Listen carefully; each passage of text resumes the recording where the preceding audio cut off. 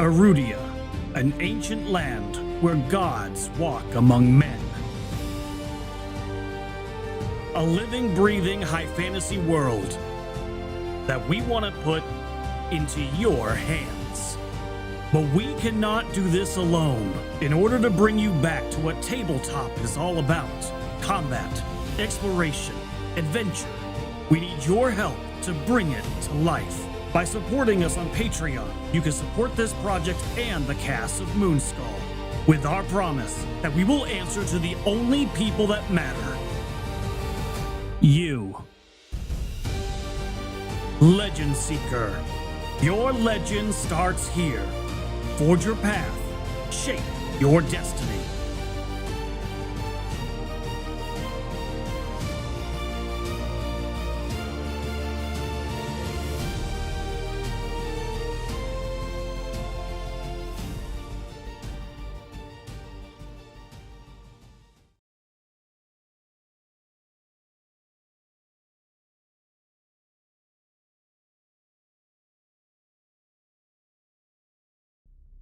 On last week's edition of Horror on the Orient Express, our heroes continued their trek across Trieste, assisting their new friend, Dr. Ivo Novakovic. They made their way to yet another sweltering taxidermist where they found that the missing damsel, Alma, was taken in by none other than Anna Castano. Tracing their steps to an old hunting lodge north of Trieste, the investigators found a grisly scene. People torn limb from limb and no Alma nor Anna in sight. Not so coincidentally, they followed drag marks into the forest where they descended into a hole in the earth, only to find a ghastly ghast. After a terrifying encounter, our heroes made their way back to Trieste to see their friends off back home. What further mysteries lay in wait in Trieste? Will they ever see their new friends again? Let's find out in tonight's episode of Horror on the Orient Express.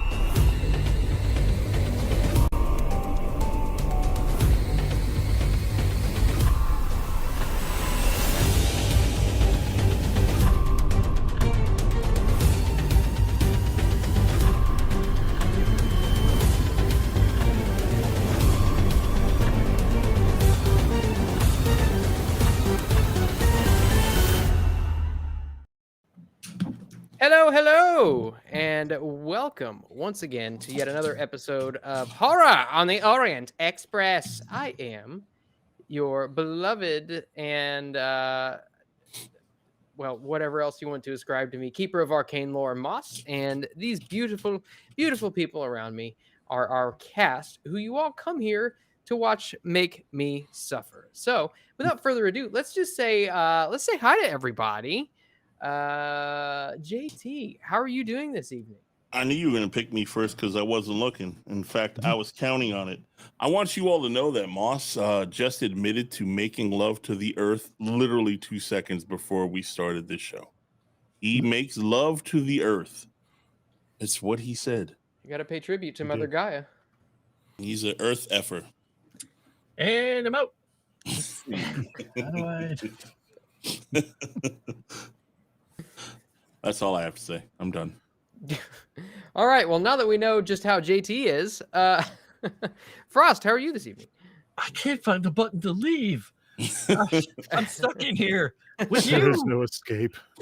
I'm doing well, except for that. I mean, I'm going to suffer through because I really have nowhere else to be. So I might as well stay with the Earth lover. And I'm not locked in here with you. You're locked in here with me. I'm excited to see what happens. The only thing I remember, or I realized that we didn't really follow up on last time was that Anna's finger and the ring. And, other than that. What? Huh? There's a finger down in there. You don't know. You weren't in the hole with us. You don't understand what happened down in the hole. That's because I don't get in the hole with you weird people. You had to be there. You had to be there. But somebody, speaking of somebody who is actually here, Chris, how are you this evening? Yes, I'm good. I'm good. They started stocking the candy van with raisins, and I was done. You had to leave. Like, I would rather be here. So well, very nice. We're glad that you could join us for this momentous occasion. I don't know what's gonna make it momentous, but we'll figure that out as we go. Depends on what you guys do. And last but not least, I hear that somebody had a first stream on yet another channel. Yes. Traitor. What a traitor. Sevi, how are you? Traitor? Why traitor? I am good. We had a lot of fun. I think, let me check to see where that channel is at. We're at 68 subs, which is absolutely amazing considering I just started the channel. So I'm going to say thank you so much for everybody who came out and watched Sarah Boone go crazy. So if you're curious to see what happened on the craziness that exploded today, because that was an explosive testimony that she gave, that I was committed to not say anything until the very end and give legal commentary on that until she opened up her mouth. And then I just could not stop myself because it was absolutely crazy. It was absolutely insane. You know what? We're just one away from 69 subs. Just pointing it out. Just putting it out there. But it was absolutely crazy. Make sure to go check it out. We're working to get to 500 and then the watch hours to get monetized. I think it'll be absolutely amazing. I'm not saying I'm competitive or anything, Sevi, but if you get to 500 before me after just starting your channel, we ain't friends no more. Yeah, no kidding. What do you think I've been doing this entire time? Damn. No, I think it's doable. I think I can make it. And I think it'll be interesting. I'll be making more videos out on P. Diddy and Sarah Boone and adding more commentary on that. Because P. Diddy's like, check it out. P. Diddy's bail just got denied again. So I will be doing a video talking about it. You guys will now. Make sure to check it out. It'll be actually amazing. Daxie says, has no idea who Sarah Boone is. She is the lady.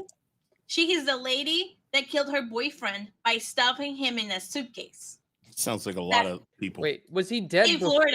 Was he dead before or after she stuffed him in the suitcase? He was alive when he was in the suitcase. But how did she get him in a suitcase? Did she drug him? I don't understand. He was very, very much drunk. Well, check out the video to get all the details on that fucking craziness. So, because she maintained she was innocent the entire time. She went through 8 attorneys because she got mad at them because they all thought she was guilty. Weird. And Hitler denied the guy who poisoned James Fox. It could be two snooze. There's many allegations around P. Diddy, and I'm definitely gonna be talking about those as well because they keep adding more stuff, and you just cannot make it up. He has several different civil lawsuits in a civil court against him on top of the criminal case, which is why it is a RICO conspiracy case, and it makes it super interesting. So I will be breaking it down. Make sure to sub to the channel to hear all the details because they're spicy. And if he gets suicided, you're not going to have enough content, so you better keep that guy alive. Yeah, no kidding. Because he's on suicide watch right now, magically, I think. I can't imagine why. Yeah, I'm like, what? Okay. But there's also reports that he's having people do his work for him. So Now As a that smart Cash man does. Patel is the leader of the FBI, Pete Diddler is probably going to get suicided real quick because nobody wants to get caught out there. mhm. That's true. That's true. He got arrested. So make sure to check it out because I will be talking all about it and doing way more videos on commentary and stuff, and they're all really interesting. And I think you guys will have a lot of fun if you go check out the video from today. I start the video by summarizing the craziness and what has happened in the Boone trial, and add commentary as the sentencing went on, and we heard impact statements, and then when she got sentenced. So check it out. Luckily, in the 20s, nothing weird happens. Yeah. Right. Thank That's God, because more this money than P. Diddy, right? this game might actually be a little tense if stuff like that actually happens. We just got a things little. crouching on Just roofs, a little. cackling at us in the wilderness of Italy. It's fine. Yeah, no Hey. big deal. Hey, There look, ain't no I- party like an Eldritch Ah, party. 69 Speaking subs. of which, apparently I have an indefinite insanity on this computer and this Ah. version of the game too. Yep, it yeah, happens. your character like that, does man. too. Yeah. He Well- just laughs at it like, Damn wizard. I just hit 69 subs, so thank you for helping me reach 69 subs. Much love to all of you Nice. guys. All right, now you have to stay there. If only you can't go above bastards subbed 69 to or else me. it's bad luck. Nice. Hey, All can you right. guys get me to 569? That'd be great. Is that All a right. thing? So No, but it's over 500. And if it'll make him happy for the 69, I'll take it. all right. Well, that what was I gonna say? I had a thought and it just kind of left. But while We it's derailed him. while it's returning to me, let's give out some benefits because we had some people do some things, and our lovely Queen shirts are telling me that we got some benefits to give out from Leo and Hayden for 2 golds. Hayden. So thank you to you guys. So according to those rules, we got a couple benefits going to a couple different people. So we got overall, including comments from last stream, we got 3 Eureka points to Sevi and Frost, 4 Eureka points to Nomi and Chris, and 5 to JT. That sounds about right. Thank you, y'all. Thank you. Damn, I Thank didn't even you do very nothing much. last week and I got 5. Yeah, I should do nothing more. that's right, Circus. 69 Oh, does boy. derail me, or even just the mention of it. My mind goes places. Anyway, by the way, guys, I don't know if you've heard, but we tend to use Sirenscape on this channel. And we do like to shout them out because if you hear any sound effects, music, maybe even fart noises every once in a while, we can thank them and they won't copyright strike our channel. And we think that's pretty cool. Wait, you mean the fart noises weren't Sevi? Now I feel robbed. Girls don't fart, you know that. Well, for free.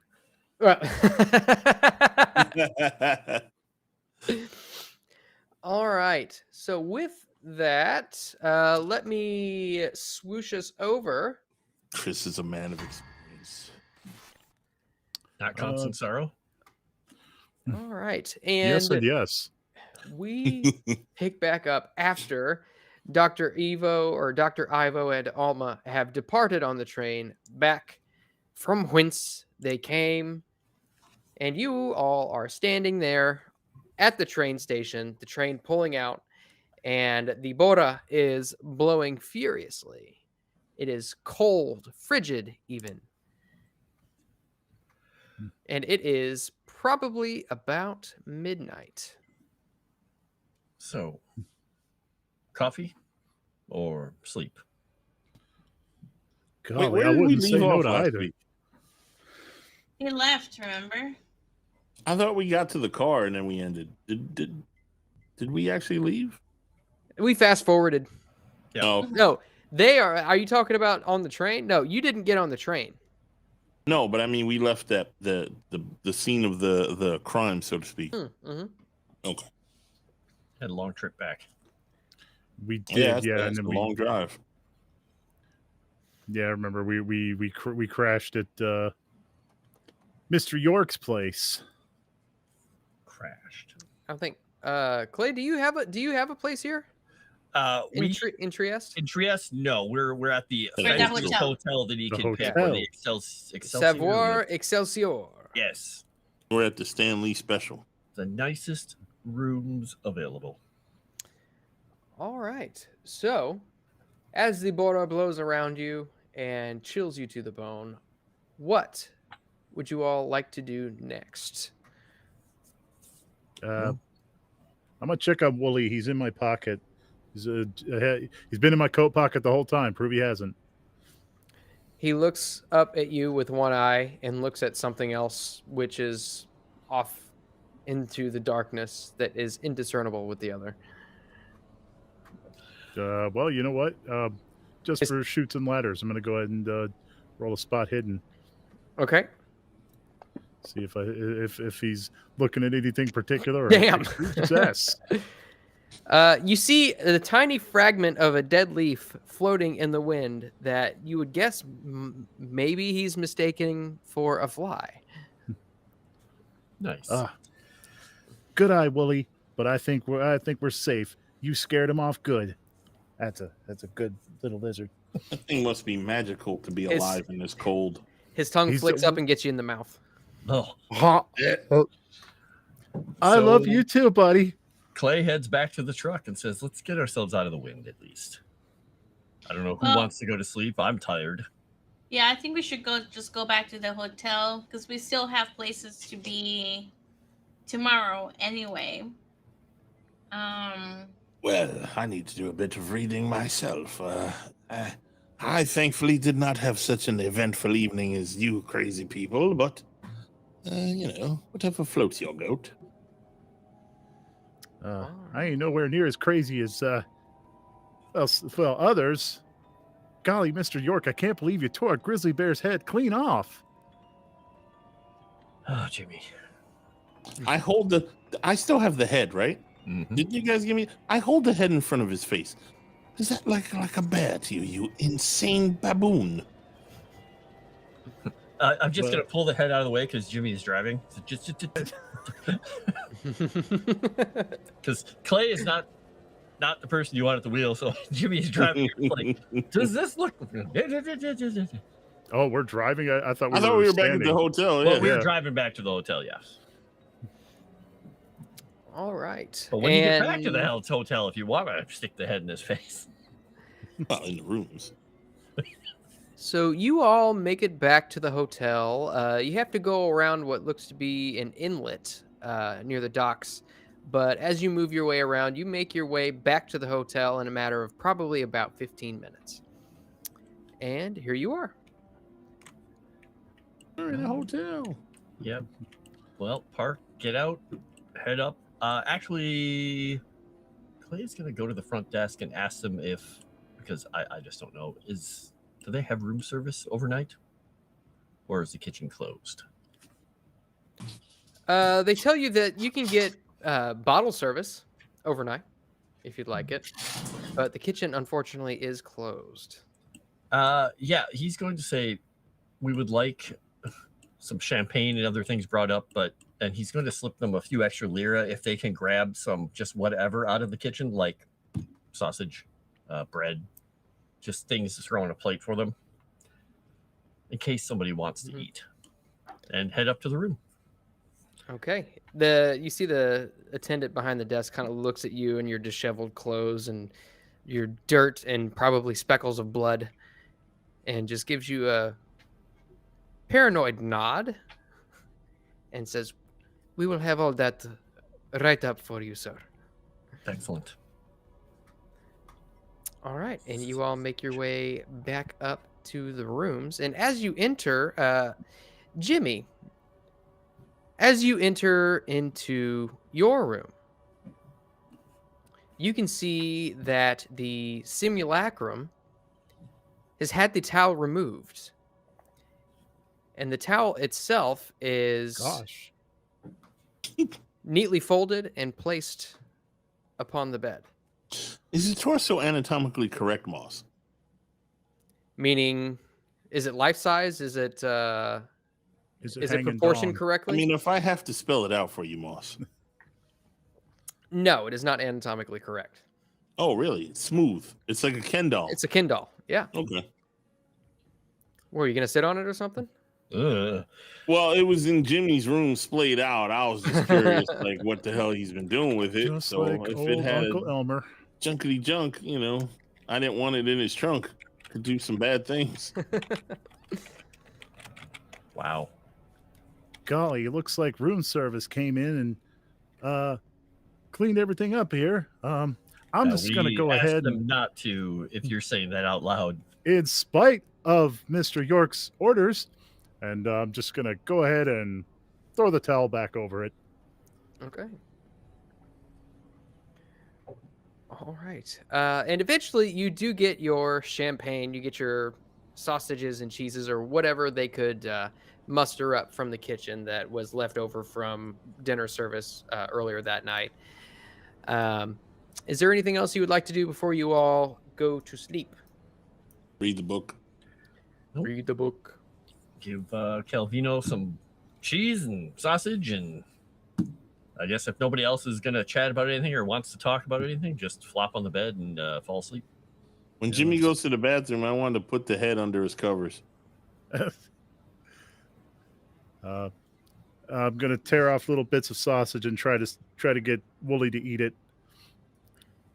It like flicks at it with its tongue, and it's hard to read the emotions or inner workings of the brain of a chameleon, but eventually, after tonguing it a little bit, it eventually just lashes out and snatches it away from your fingers. Is tonguing it really the best word you could use in that situation? Yes, it was. I used that very specifically. Okay. Well, golly, I guess I should use the bathroom. Excuse me, won't you, folks? He ain't getting no worms in the frozen Europe. Europe. All right. So if there is nothing else that you all would like to do, we can just fast forward and say that you all go to bed. Eldritch reads his book into the wee hours of the morn. And you wake up the next day. Over the course of the evening, you actually found it very difficult to sleep. You found yourself tossing and turning and having strange dreams, although you're not really sure what to make of any of them. It seems as though you were dreaming about nothing but swirling patterns and geometric shapes, and always feeling this cold, cold wind blasting over you. I need everybody to give me a power roll really quickly. Oh, Okay. no, we're playing with power. Oh, my dice are goofy. I'm gonna use regular the Eureka success. point. I'm gonna use the Eureka point that Brian gave me for this. Okay. And awesome, I got a hard success. Thank you, So- Brian. Did everybody? It looks like everybody got a success except for Nomi. Oh, /1. Beep boop. Okay.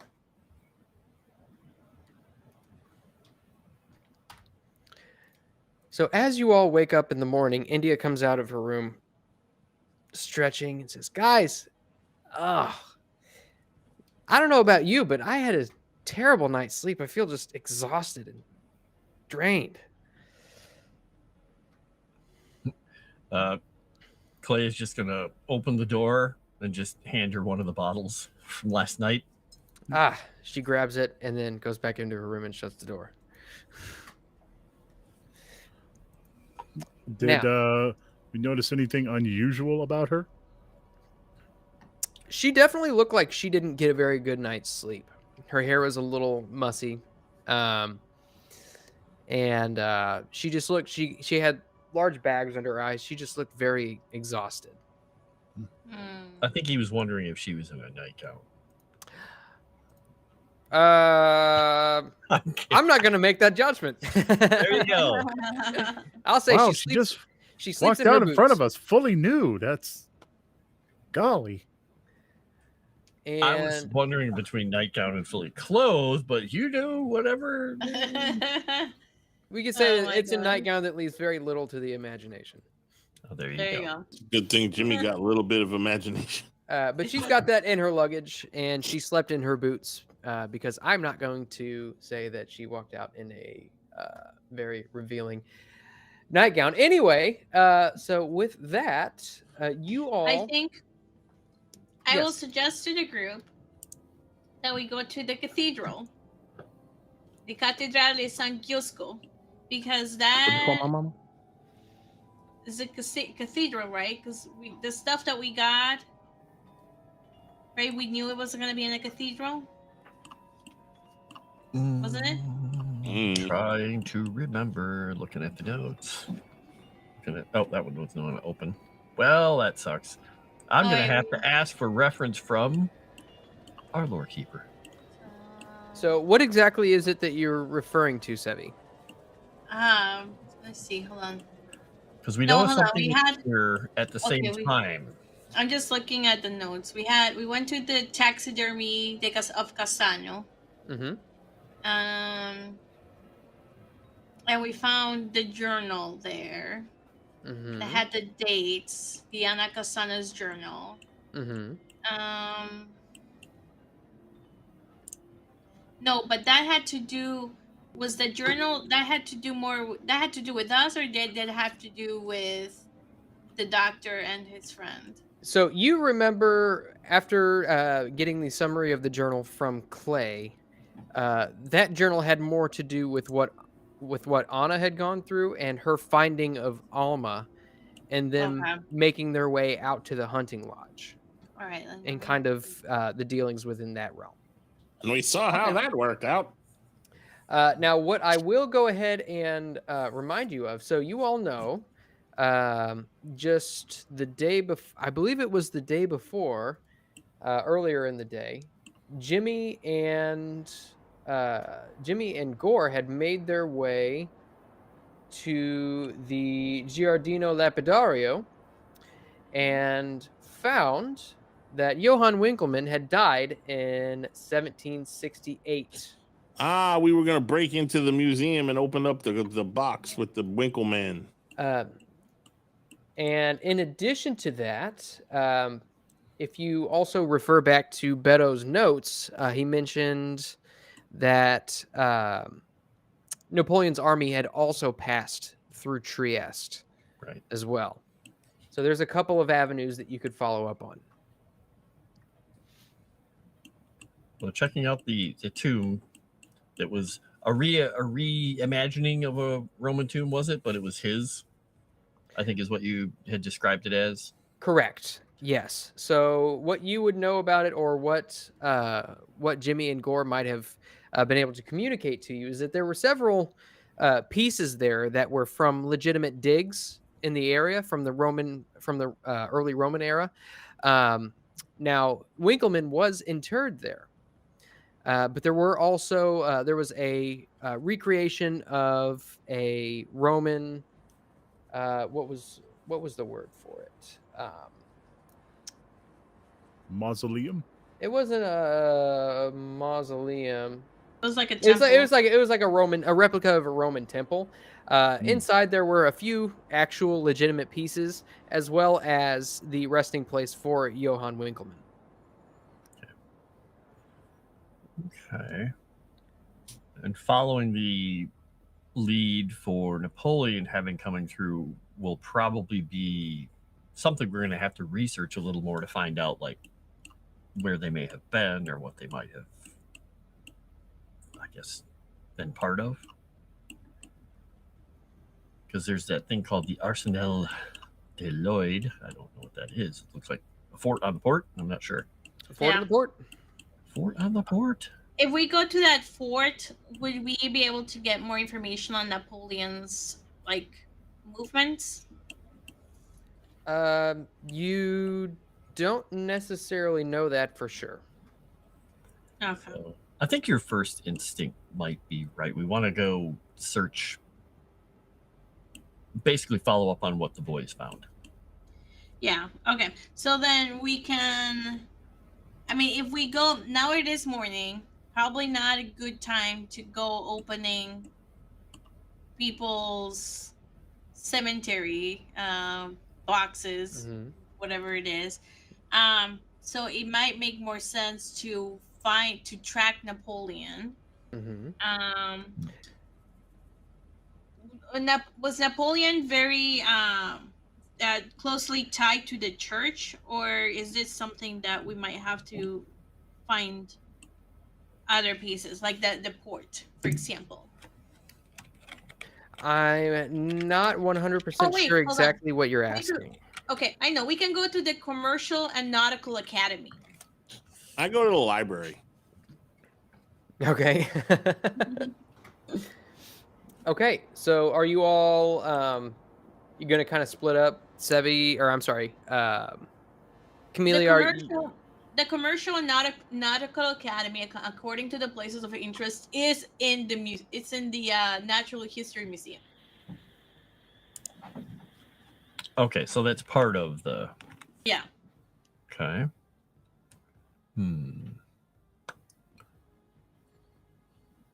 Yeah, I mean, going to the library is important for the people who have library use. We could go separate and go to the specific part that is the academy and kind of research where Napoleon came through. Look up the history. Yeah. Yeah, let's do that. I think that's a good idea. Okay, so you all make your way about. We'll say that India goes with Camellia and Clay. And then Jimmy, are you going with Gore? I'll go wherever I'm needed. Well, don't everybody jump up at once. Well, I have a real quick question. You said there were Winkleman's things before we break up and leave the guys to their. Isn't it his actual tomb, his actual burial chamber? Yeah, but I thought you said there were some things there. Or was that just things he dug up? Is if they remember? I'm curious if we know that there are any personal items of his. Only thing I remember that was real was the tomb and the reef, or whatever you guys called it. The frieze. The frieze on it. Okay. I mean, we should probably take a look at, but that's at the same place we're going, right? It's at the museum. Well, we can investigate that as well. Okay. Because, I mean, it's been a long time. It's been 150 years or more. It's been a minute. I don't know if his personal things would be around, but maybe they have them somewhere in the archives, or maybe somebody somewhere in the city has them. I don't know. We'll see. Maybe there's some clues. We'll check it out. Okay, so are you all going to go to the museum then? I'm going to the library. Okay, so Jimmy and Gore are going to the library, and you all, India, Camellia, and Clay are going to the museum. Correct. Okay. So, we'll start with Eldritch and Jimmy. So you all get to the library, and let's see.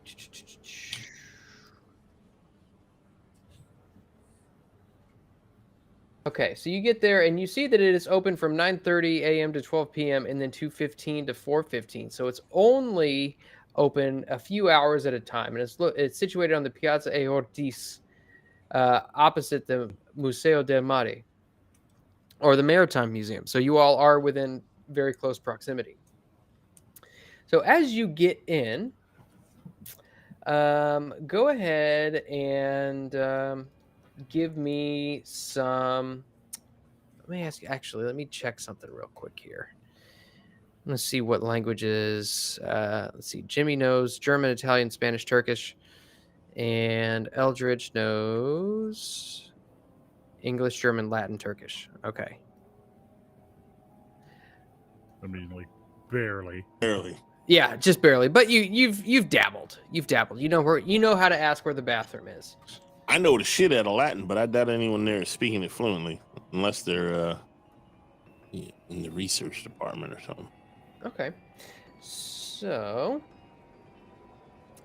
go ahead and you find that a good portion of the books inside the library are in Italian or foreign languages, basically Indo-European language, like French, Italian, so on and so forth. I would say go ahead and give me a library use roll. All right, I'm going to use a Eureka. Yeah, me too. Oh, that's cool.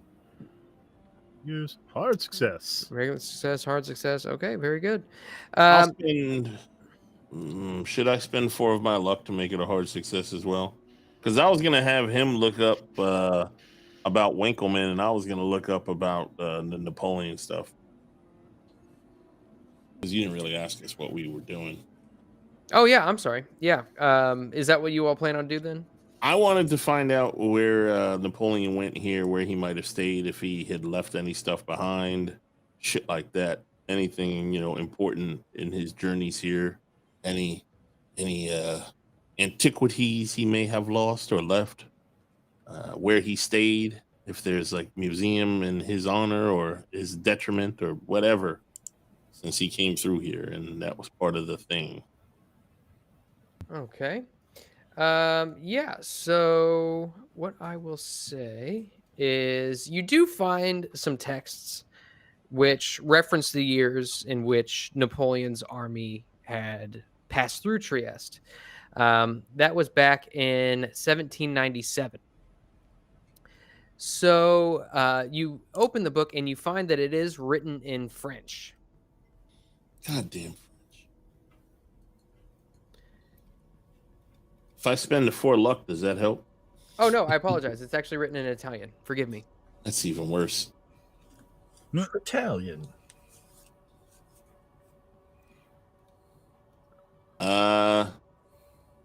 I'd pay someone to translate it for me. Okay. Yeah, absolutely. You find a guy who's just kind of sitting off in the corner, and he's just kind of reading, looking a little bit bored. In essence, he tells you, give him 10 lira, and he'll translate some stuff for you. Yeah. So, with that, let's see, where's my images thing? Bippity bop. Bippity boppity, indeed.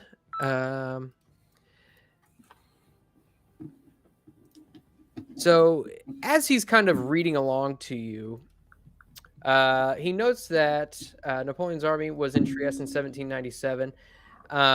You find that there doesn't seem to be any mentions of any sort of particular reference of any simulacrum or mysterious statues or artifacts or much in the occult realm whatsoever.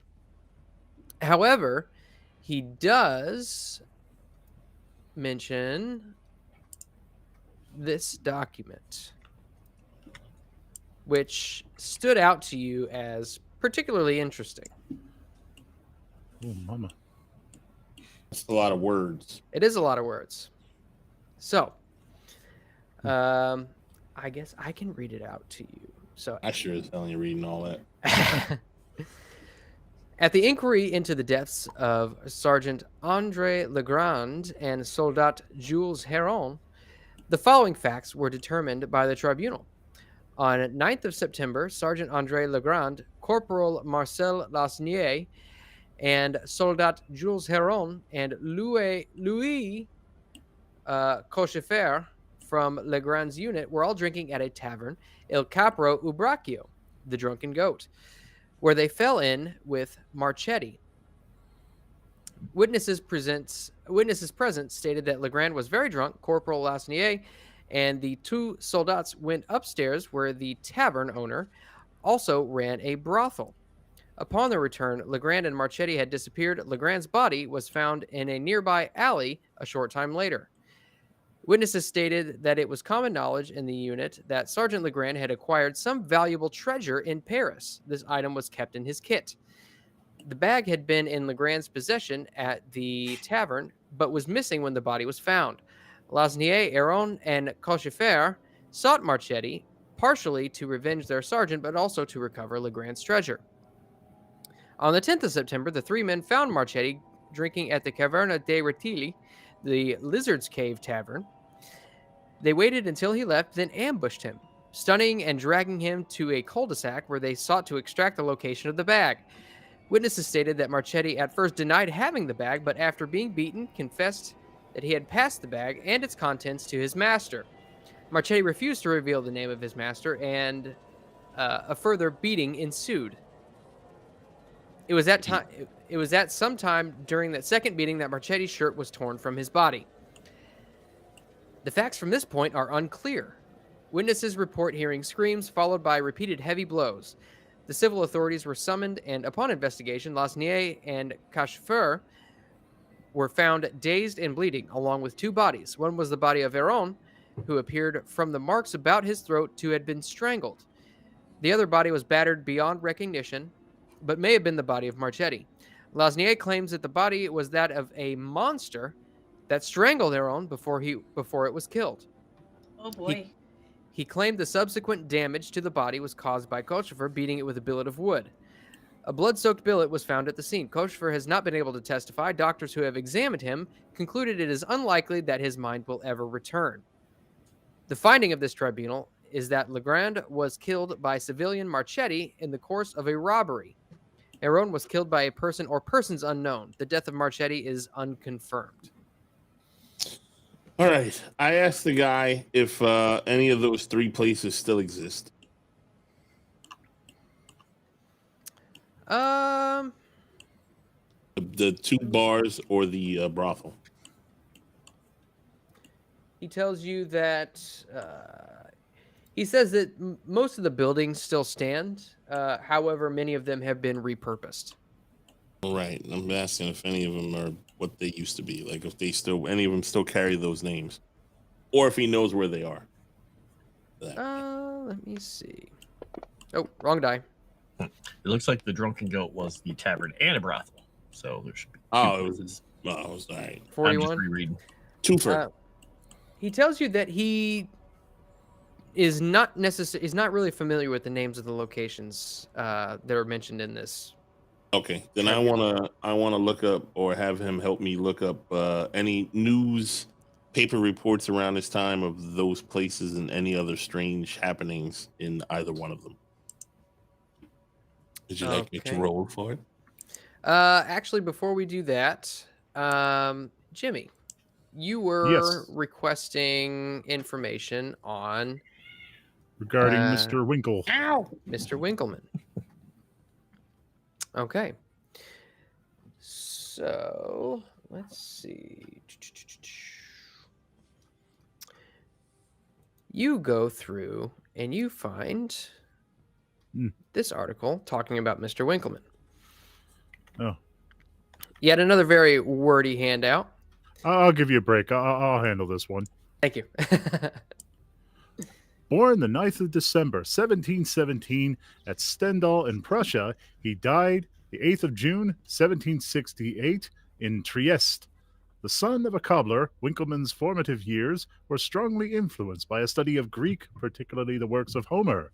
He studied theology at the University of Halle, I believe that's how it's pronounced, in 1738, and medicine at the University of Jena from 1741 and 1742. I apologize if I'm butchering any of these names.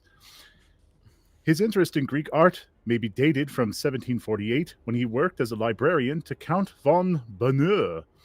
His first work in this area, Reflections on the Painting and Sculpture of the Greeks, was published in 1755 and translated into several languages. He became librarian of the Vatican and moved from his native Germany to Rome. It was during a trip to visit his home in Stendal that Winkleman was murdered after unexpectedly turning back for Rome at Regensburg, he wrote to friends, "I am not what I would wish to be," and mentioned a melancholy which had overtaken him. Winckelmann's traveling companion, an art dealer named all right, here, Cavasepi, insisted that at least they should go to Vienna, but there Winckelmann abandoned his companion and headed for Trieste. There he met a man named Francesco Arcanelli, I believe, Arcangeli, a thief who worked as a cook and pimp. Arcangeli at first strangled and then fatally stabbed Winckelmann, apparently during an attempt to steal a number of medals carried by Winckelmann. Arcangeli was arrested and later executed by being broken on a wheel outside the hotel where the murder was committed. Winckelmann had time to make a will before he expired, in which he left most of his possessions to a waiter at the Locanda Grande, the hotel at which he stayed. The medallions eventually went to the, these names, Museo di Storia e de Arte. While all of Winckelmann's papers, including a personal diary, were sold at an auction to one Giovanni Tormona, a local historian. Winckelmann was buried at the Cathedrale San Giusto. I am not Italian. Churchyard. This was later moved, and the Giardino Lapidario was created on this site. The cenotaph erected to Winckelmann in the garden dates from several years after his death. A picture of Winckelmann is also found, a reproduction of an oil painting by his friend Anton Raphael Mengs, made in 1771. Wow. All right, we have reached 36 likes, so everybody please give yourself a Eureka point. I think very nice. Thank you, everybody. Love chat. All right, I didn't spend my last one, so I just won't add one. So it sounds like we have several routes from what you guys said. One is we can find out the Giovanni Termona, which is a local historian, right? Mm-hmm. The other one is the medallions at the museum. Locanda Grande Hotel. Di Storia. Oh, Museo de Arte.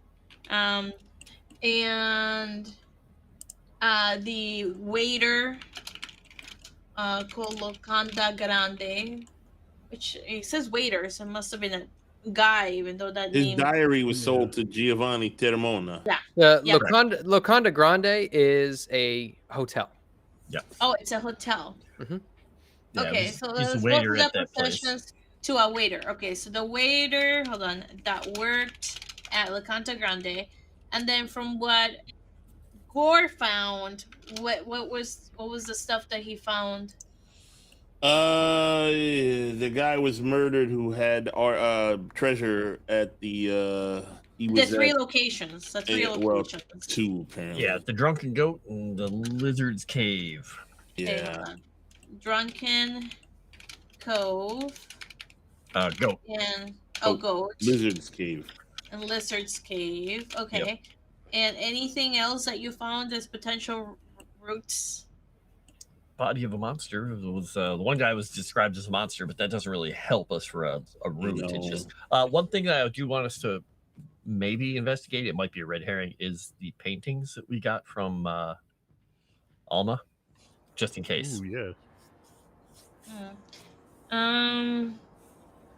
A picture Winckelmann is also found in a reproduction, an oil painting made by his friend Anton Raphael Mengs. Maybe that would be another way to get information for his friend. So Anton Raphael Mengs had painting of let's see, Winckelmann and was his friend. Look at Alma's paintings, right? Do I have that right? 1, 2, 3, 4, 5, 6 potential areas. Something like that. Also, Lacenaria and Cachefer were also found alive, but dazed and bleeding. with the So bodies that got killed. those two people then. They are long dead, by the way. This has Yeah, been. this Yeah, I get it, but they 200 might years have, ago. you But know, we could left find some information about information. them. Yeah, Two people that were beat up. It could be a potential avenue of research, exactly. like JT said, because we could potentially find more information about the attack from them. Okay, so we have plenty of routes to go. By the way, I put those routes in the Call of Cthulhu notes, so we kind of know everything that we kind of potentially have. Because if you're like me, you'll forget in 5 minutes. Huh? Exactly. Where am I? exactly. All right. And while you all are doing this reading, you all notice there's a couple of people here also in the library. One of which kind of catches your attention because you see him. He's an older gentleman, bald and disheveled hair.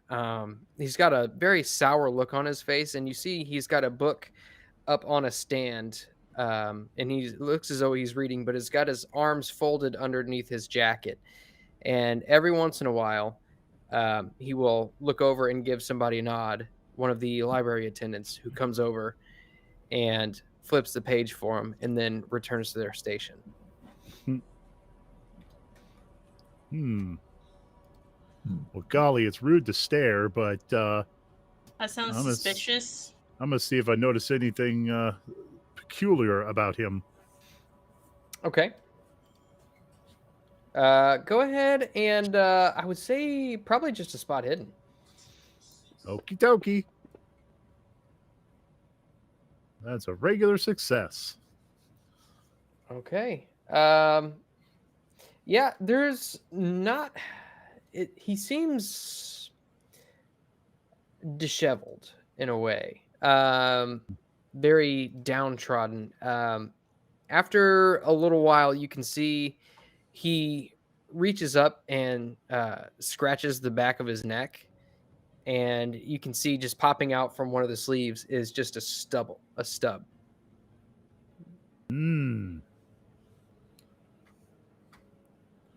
Golly. I'm really not supposed to stare at that. Mama would slap the ugly off my face if she saw me doing this, but maybe I want to like do medicine, but I'm terrible at medicine, to see what manner of amputation has taken place here.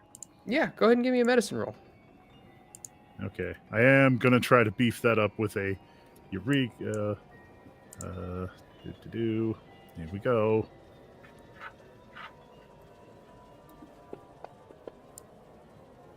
Nice. Damn. Whoa. Wow, dude. A skill of 1 and you got an extreme success. That's impressive. So yeah, with that, you're looking at him and you just catch the sight of the end of his stub, and it almost looks as though his hand was amputated, but you don't see stitch marks where the skin was stitched together as if it was like a medical surgery. It almost seems as though the skin has been like melted together, or perhaps he was born without the hand. It's hard to tell exactly, but you can tell that it doesn't seem as though whatever removed his hand was not a medical procedure whatsoever. I wasn't Gosh. happy. Like a man made of wax. I'm going to go ahead and point this out to Mr. G. Oh, I thought you were going to stand up and just. What are you pointing out? Golly, Man, look no- at that no freak, hand? Mr. G. Mr. G, something seems funny about that fella. Funny how, old boy? I don't know, but he really seems kind of shady to me. And it's got nothing to do with the fact that he's missing a hand.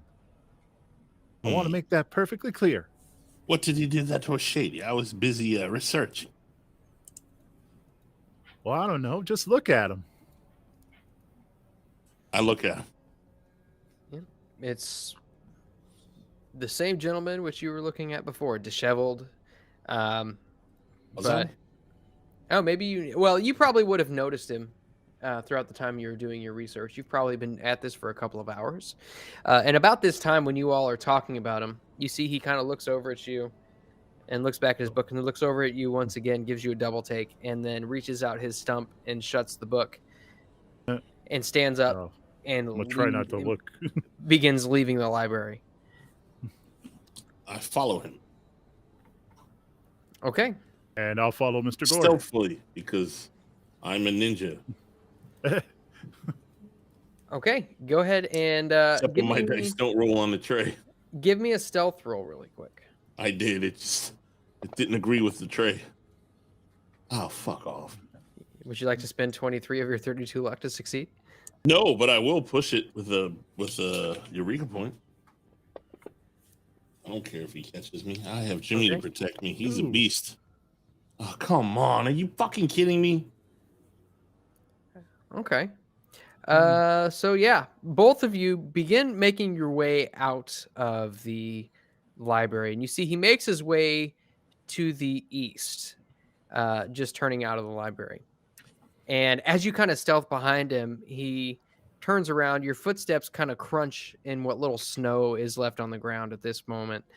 And you see he turns around and he opens his mouth and gives you a good and just with that, go ahead and give me a spot hidden real quick.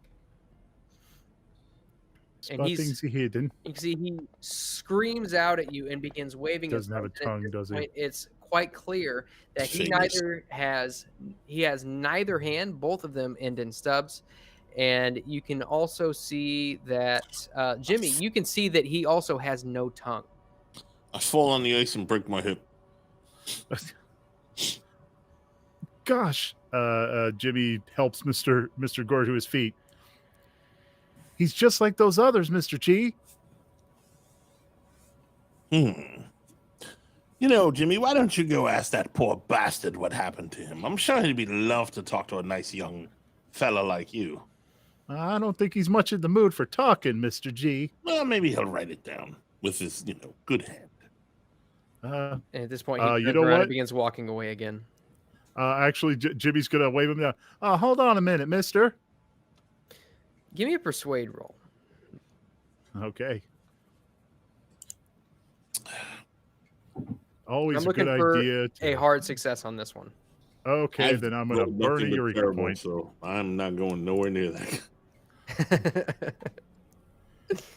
Here we go. He'll put a spell on you.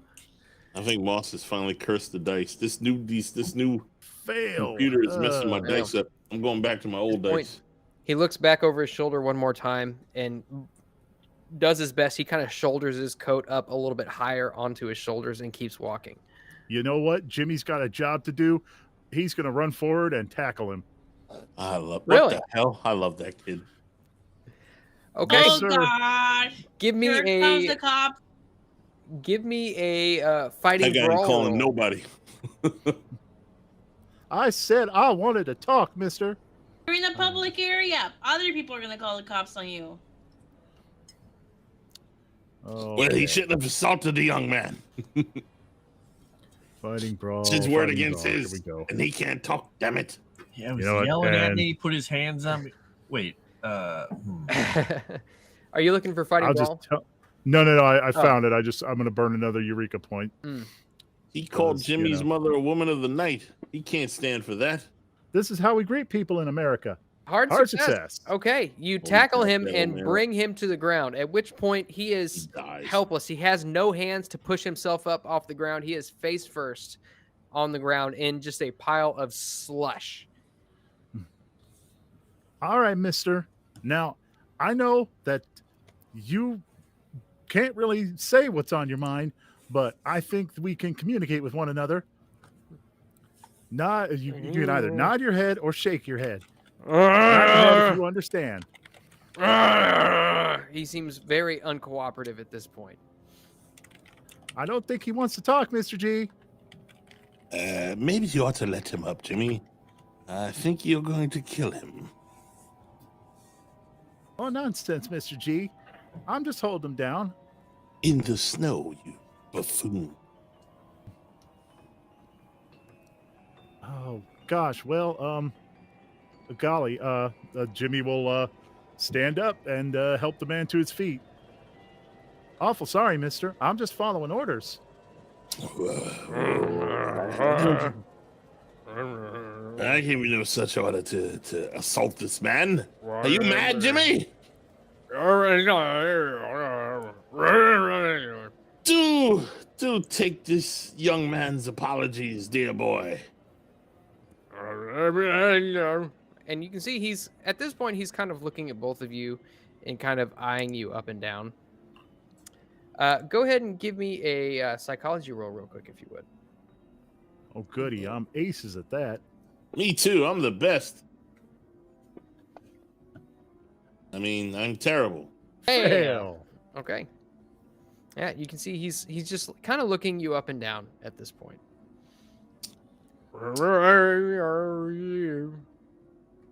What's happened to you, old boy? Here, here's a pen. Write it down. He can't really. Oh, he's got no hands? We worked out a communication system, Mr. G. I thought he said he had one hand. No, he has no hands. Oh, jeez. Either nod or shake your head, mister. Are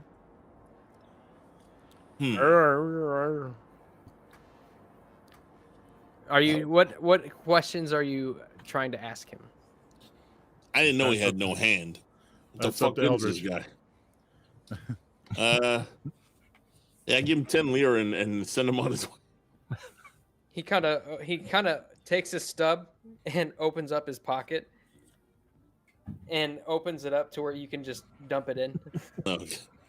I He do gets money from apologize. everybody who tackles him. Apologize for the inconvenience. This boy is overzealous idiot. That's exactly what I said. I'll see to it he never does it again, old boy. Are you sure you don't want to ask him anything, Mr. G? Like about Napoleon or Winkleman and whatnot? Good luck with that, Jimmy. I like how the guy, numb leg, numb arm, chest, something going on, tackles the tongueless guy with no hands into the snow. And she's like, "Ruh, ruh, ruh."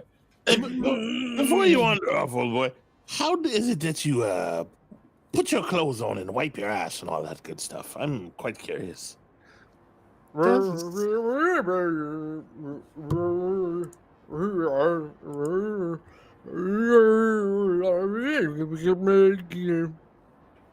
I would have jumped off a building by now, since you can't really load a gun, but I mean, whatever floats your goat. Oh,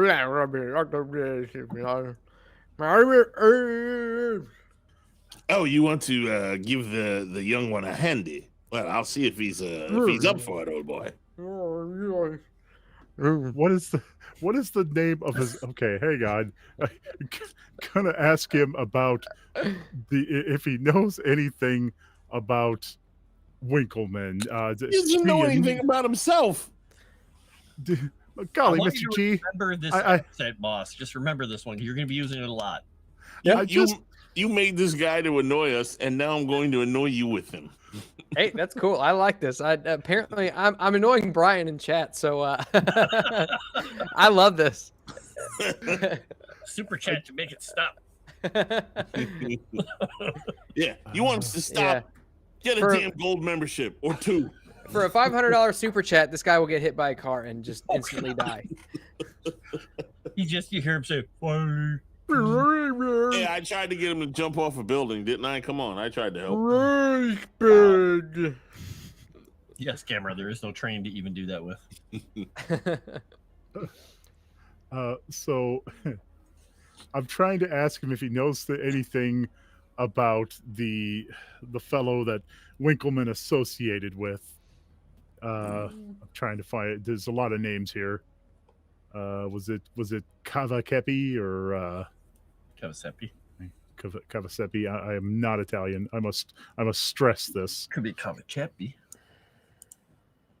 Murdered after. If we put this guy in a train, will that live up to the expectations of horror on the Orient Express? I'm just saying, because this dude is an absolute horror. I mean, and those people you're going to be asking about, it's 130 years ago. So. Jimmy, I have an idea. Do you Well, remember you know, that spell he that might- I did a while back? What's that?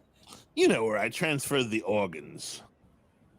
Yes, Mr. G. I do remember Well, some maybe kind you of. can lend this gentleman your tongue for a little bit, and we can find out what's going on with him. And then I'll Okay. put it right back. That sounds like a fantastic idea, Mr. G, but I'd really like to give our nod or shake the head system first and see if that works. But, you know, I like think it would go a lot quicker if we transferred the appendages. Do you know anything? I'm just going to turn straight to the guy. Do you know anything about Winkleman or perhaps his associate, Cavasepi? Nod or shake your head. No. Jimmy, don't you want to help this man? Look at him. He's helpless. I thought you were a man of good standing to help people out, Jimmy.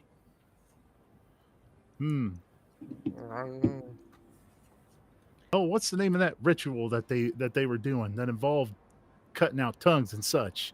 That's the one I'm talking. No, that's a different one, Jimmy. I don't think you want to do that. Well, it had a name. You can give him a fez next.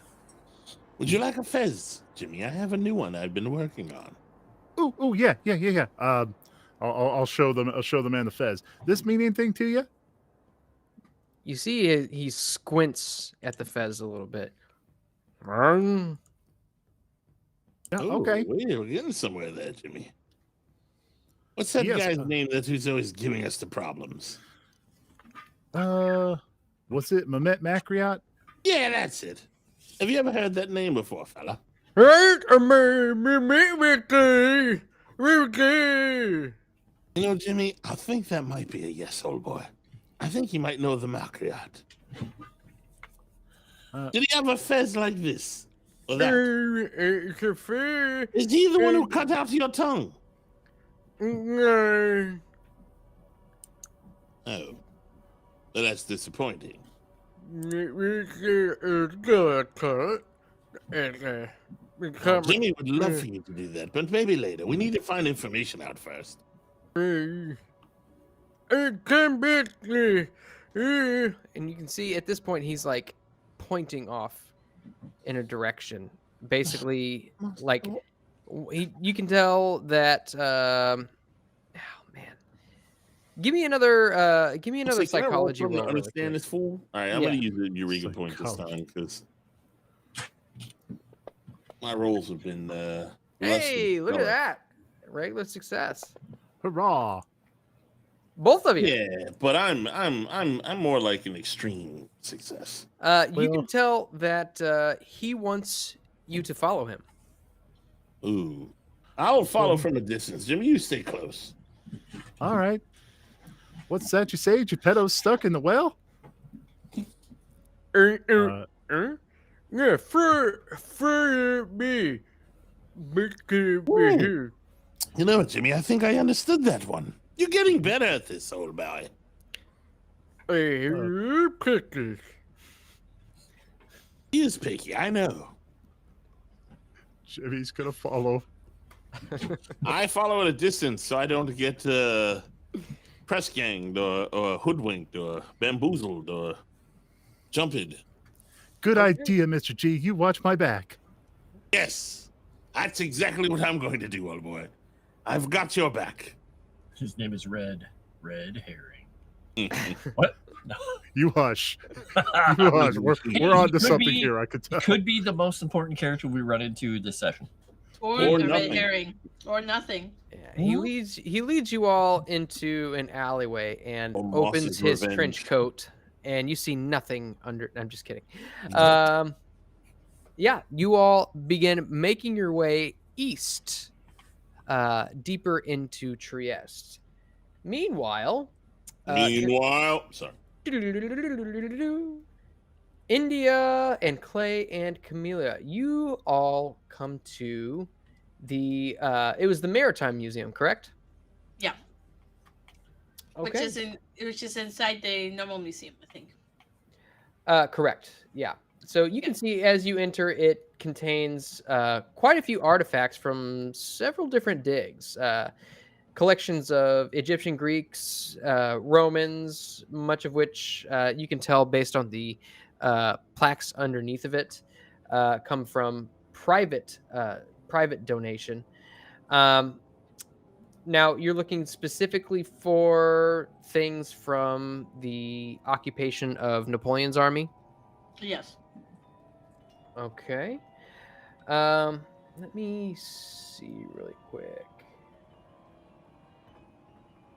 Okay. So, as you're kind of wandering around, you do come to a collection which contains a lot of French mementos, things left behind by Napoleon's army. You see old muskets and flintlock pistols. You see old French uniforms, some of which have bullet holes in them, and some of which are pristine. Old hats, different things of that sort. But as you're kind of looking around, nothing really stands out to you in particular.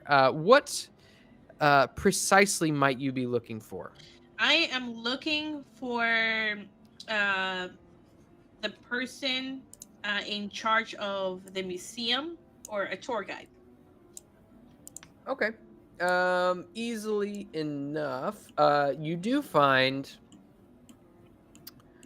an individual who's actually guiding a few people around, who's speaking to a few museum goers. And you can definitely tell that he is speaking in Italian.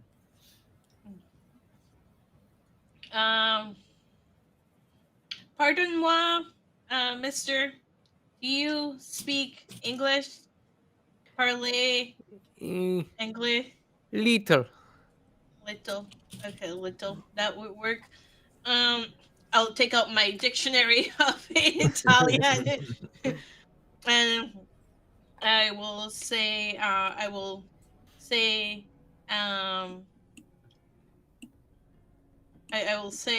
we are looking for information on Napoleon's movements when he was in this city, like where he went. So Napoleon, it's like Napoleon, where he went, where'd he go? You might try the bibliothèque. Oh shit! So not here. Mementos, curious things of that sort are here. Mm-hmm. The particular information. No, not here. Okay. Do you know anybody who is a fan of Napoleon, who knows everything about Napoleon, or that knows anything about Winkleman? Winkleman, the how you say, go to Museo de Historia de Art. Okay. And do you have any books or journals from Napoleon or his army here? No, donated to library. Oh, his books. Biblioteca. Okay. All right. I'll look at Clay. Oh, you know what? Why am I doing the talking? Clay knows Italian. I'll put away my dictionary and I'll just look at Clay. You were doing a good job. You know what? For your efforts, go ahead and make an Italian roll really quick, just to see if you can improve in speaking with this guy. Okay, thank you. I will use an Eureka point for this. Someday I'm going to increase Italian after all the times I've succeeded at it and never increase it once. Someday it's going to happen. Nope, not going to happen. Okay. All right, Clay, you wanted to talk to this gentleman? No, I think we've got everything covered. She pretty much got the information. It sounds like we need to go to the museum, and he's just going to reiterate and say in Italian. So Winkleman's things were at the museum over there. You said there were books that were donated, but his things, for what we understand, were some of his finds were in the museum along with his tomb, evidently. What was it called? Dagnabbit. His resting place was a Giardino Lapidario. It was outside. Right. But if you are looking for mementos, medallions that he left behind, I've heard that they are at the Museum of Art. Excellent. All right. Well, thank you very much. I'm sorry to interrupt your tour. We'll be going. Grazie. And say, the medallions are at the museum. The ones that I think that person was trying to steal from him, possibly when he was killed. I'm not certain. That medallion that the guy that was trying to court India Maria was looking for. Sounds like we need to be there. Yes, I think this is probably not a bad idea. All right. And I want to get a look at what did Gore talk about? He talked about the frieze. There was some interesting art on it. I think he talked about the frieze. So we'll head out then. As we're talking, we'll head out to the Museum of Art. Okay. Yeah. Okay, sounds good. So you begin making your way to the Museum of Art, and it is about this time. I would say both of you give me a spot hidden roll really quick. Will do.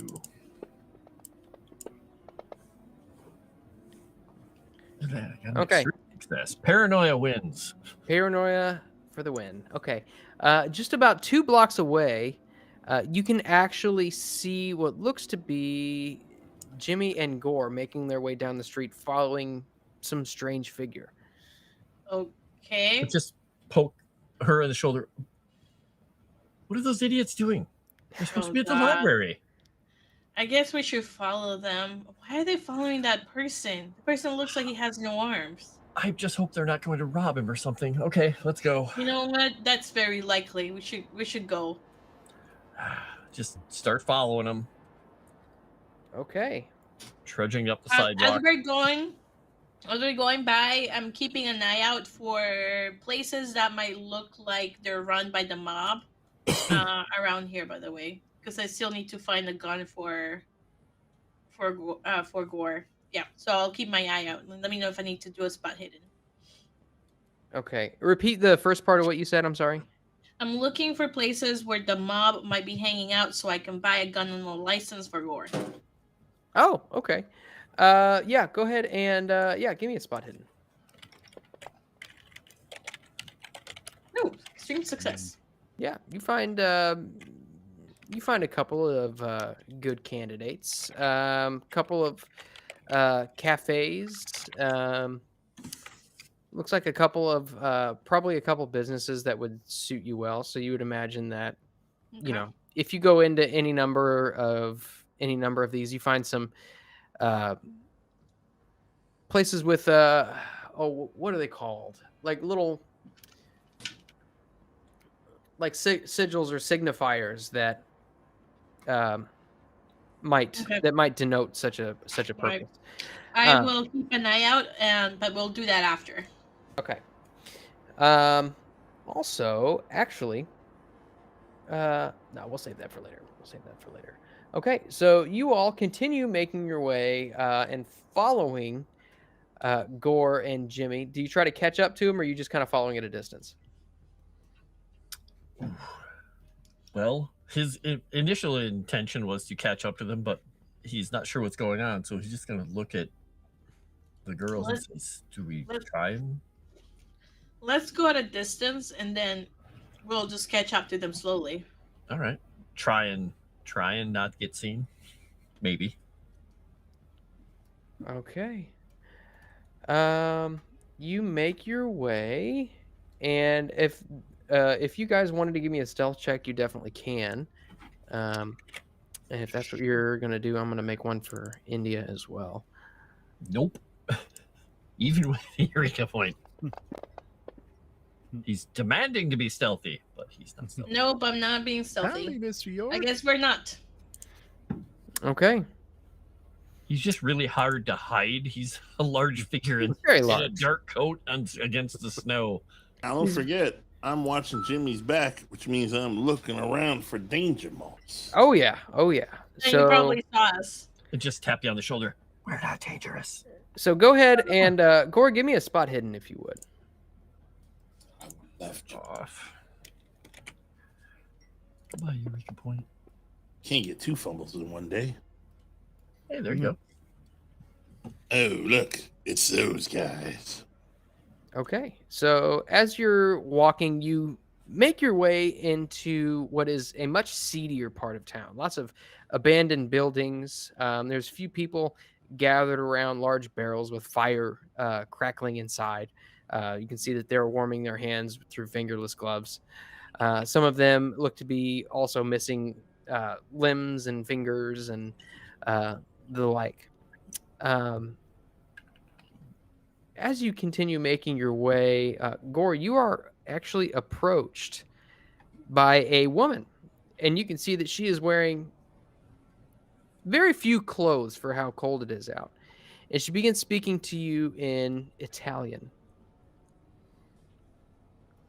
And you can tell that as she speaks to you, she's doing it in kind of a sultry way and like grabbing you by the collar and attempting to drag you. Is she hot?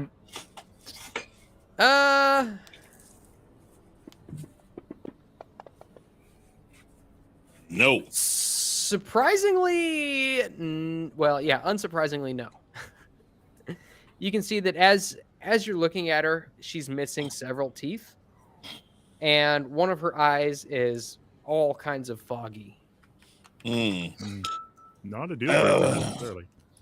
No habla la spaghetti. Back off. Means she knows what she's doing. Bippity boppity. Streetwalker, get the bear spray. Thanks, Crescent. That's Oh my nice. God. Tackle all the homeless guys. I show her my knife. Bippity boppity. At that, she backs off, and you all notice that there are several people who begin eyeing you as you're walking down the street. You are nicely dressed, and a few of them actually come up to you, and they begin begging for coins, begging for alms to help them out. I don't know where I'm going to get my next meal. Can you help me out? All those kinds of things. No habla la spaghetti. Fuck off. But eventually, you all come to kind of a smaller, almost like an industrial building. And you see the individual pushes open the door, and it leads into a dark, wide open area. There are no lights on inside. Jimmy, do you follow? First, I'm going to take out my electric torch. Okay. And you look inside, and you can see that this is it looks to be what would have been an old storage area, an old storage house, like a warehouse, but smaller. But all of its contents have been cleared out. And as you look around, you can see that the individual is actually heading towards a set of stairs, which leads upwards. Okay. It's dark in here, Mr. G. Be careful. Oh, boys, it was nice knowing you. Jimmy's going to not pay any attention to that comment and get his 45 ready as well and follow the man. I wait at the door. All right. So at this point, unless you all would like to stay back, India Camellia and Clay would probably catch up to Gore as Jimmy is heading inside. I'll turn on the flashlight, pull out my gun, and follow. I'm not Just letting... Look at Gore and say, what the hell are you doing letting him go in there by himself, and just push past him, go into the building. Well, Gore, if you're not coming in, at least be a lookout for police. I'll be a lookout for something, that's for sure. All right. If there is and- magic, if we find magic in there and it's safe, I will say magic, okay? If I don't say magic, it's not safe for you to come in. Sounds like a plan. I like the way she thinks. It's magic, you know. So you make your way in there, and Jimmy, you're the first up these stairs, and you can see he turns to the left as he reaches the top of the stairs, and you can see the room that he's pushing into no longer has a doorknob. He pushes open the door, and it creaks as it comes open, and you're actually greeted by a relatively warm space, although it is unkempt. You can see that there is a cot off in a corner. It's unmade. There are pages and papers and books spread about. There is an oil lantern. Oil bear? And what's that? I'm sorry. Oh, an oil bear. Yes. Let's see. Thank you, Everdime. Wow, that's fucking crazy. I did just check too because what you said, and I hit 75 subs. That's fucking crazy. And as you enter in, Clay and Camellia, you enter behind Jimmy. At this point, Raid from Avenue Studios. Woo! Avenue Studios. Hello, What's up, thank you guys? for the raid. Awesome. The individual turns around and looks at Clay, Camellia, and India and says, "Hey, who are they?" and points his stub at the three of them. Oh, golly, mister, they're just friends of mine. Don't worry, they ain't gonna hurt you. Clay just has his arms crossed. He Too doesn't much, have a weapon probably. out or anything. Okay. Is there any threading here? Otherwise, I'll put my gun away. Yeah, as you're kind of looking around, you can see that this just looks like the humble dwellings of a very poor individual. Probably I'll- crazed. I'll put my gun away and I'll scream magic. But she's not here. Okay, so, given your endorsement, the individual lets his guard down, and he goes over to what looks to be a writing desk and he puts a stump on a card and slides it over into your view. And Yeah, I'm gonna go ahead and look at it. it says, Helmut Grossinger, private investigator. Golly, you're a PI? Where Wow. I work. Oh, you were before this happened to you?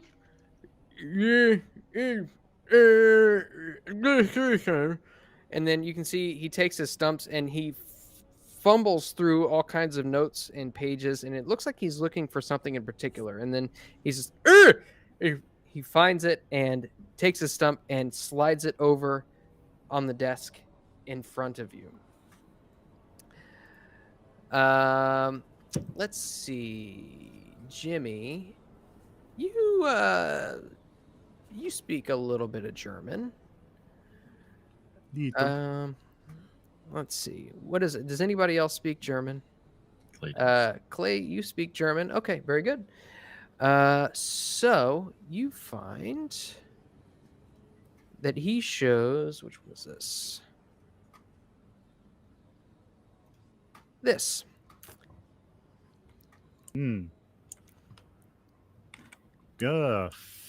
Fragments from Helmut Grossinger's journal in German. Yeah.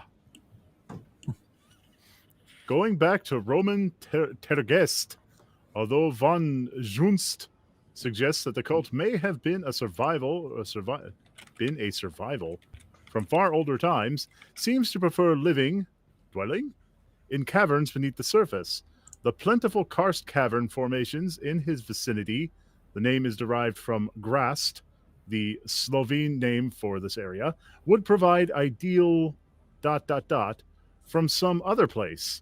Andromeda Nebula, De Vermis Mysteries, They can manifest as human fish. Am I reading this right? Visible through the skin, internal organs, pulsing and glistening. Ooh. Gata Nthoa. Still others are thought to worship the windwalker Etha. Overheard them discussing some task which their masters had given the cult many years ago as yet unfulfilled. Unspecified punishments were fingers, toes, eyes, limbs, grafted onto the body, may move of its own volition or the will of something, ordered to keep alert and to procure any artifacts that might have magical power to offer to the invisible. Golly, I can't make head nor tails of this. Oh my god, people can become invisible and they're in caverns. I did look at the brochure that was in the train about the city we're in, and there are a lot of caves apparently That's in what the area. is. And to guess is, well, Trieste. Do you know, and he's going to just look at the guy and just point down to that in caverns. You went to these caverns? That's what happened. Where was it? And does he have a map of the city here? He does not. Did they took your limbs and your tongue, these people? Yeah, they did. The Ilga cult. Okay. I think he's trying to say Itha. He's going to start writing a few things down and try and get the word figured out by writing a part of a word and asking him yes, no, yes, just adding letters until he figures out what this word is with him, whatever he's trying to say. It says to worship the wind walker Etha.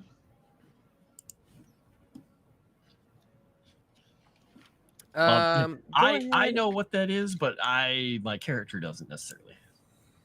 Yeah, go ahead and you have Cthulhu Mythos, correct? Yeah, a whole 3. I can try it. Okay. Let's give it a shot. Weirder things have happened. No, not with that. Okay. All right. You try to make out some words, and he just keeps saying, no. By the way, I yelled magic, and you definitely want to come over here and check this out. So it's got a couple of syllables, from what I can tell. Okay. But that's as far as I get. I Do go you up come the around? stairs. Okay. Then you can see the journal that talks about.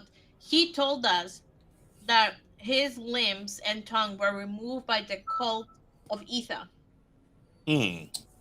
Book time, Moss. Book time. Go ahead. Actually, give me a Cthulhu Mythos roll. Or Mythos roll, Moss. I will spend a Eureka. Oh, howdy, Mr. G. Hello, Jimmy. What? Oh, that's not mine. Oh, did that not work? Son of a bitch. Thank you, Dragon Noodle Soup, for the 2. I'd like to roll for heavy machinery, the first in the game. You know, Moss, I'm just really good. You are. You're so good. So yeah, you can tell by the references in here. He's referencing the Ithaqua, otherwise known as the Wendigo, Windwalker, and the cult which worships it, or him, or whatever, is known as the Loigor. I'll type that out in chat because it's... Is that all I get? Yes. You're really cheap on the info, Moss, I tell you. Yep, that looks like how that's said. Oh, I know what he's talking about here. He's talking about, obviously, about the The Loigar. Is that right, old boy? Yeah. And they did this to you? Yeah.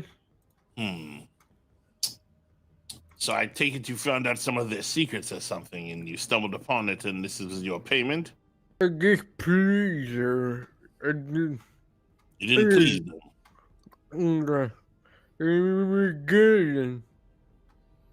That's exactly what I was thinking. Does anyone know what this fool is saying?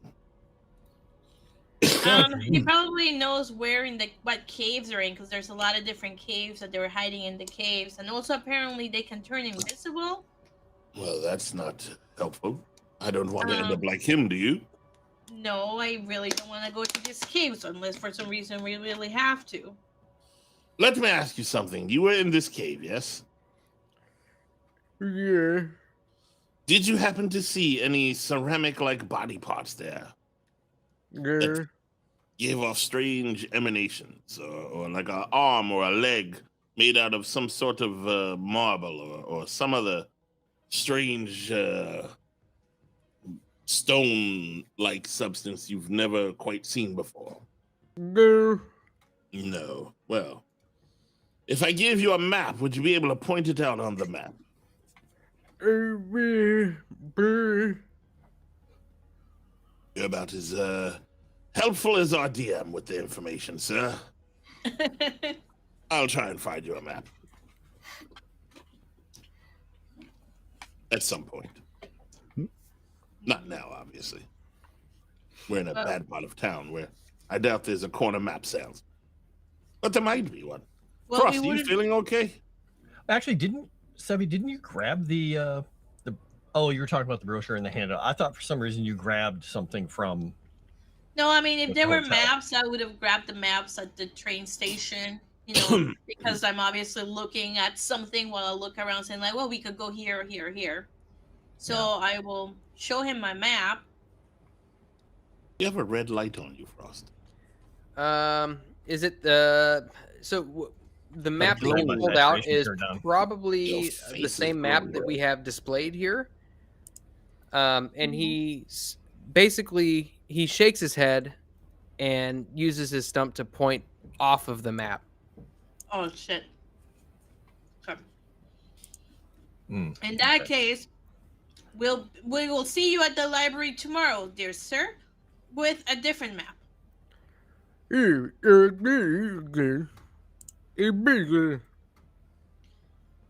grazie.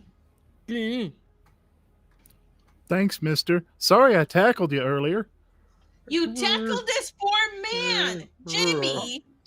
And Clay is going to go over to the guy and just put a hand on his shoulder and just kind of lean into him and just lean down and just whisper into his ear. And I suppose he'll say it in German, since the guy seems very German. He'll say, I'm sorry for what you've gone through. I'm sorry for everything that's happened. And I'm shocked that your mind is in the state it's in, given everything you've seen. And he will say, after that, he's like, this isn't pity. This is just, I'm going to help you out a little bit. And he's going to slide money into his overcoat.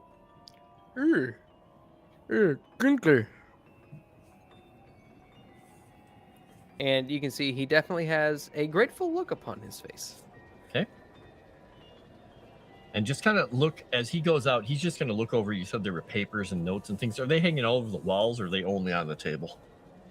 You can tell that most of his stuff is just kind of all over the table. Okay, and they're pretty much from when he had hands, so I'm assuming he hasn't taken many notes recently. Yeah, he just does a once-over of the whole room one more time, and then gets out of there. Okay. Yeah, go ahead and let's see.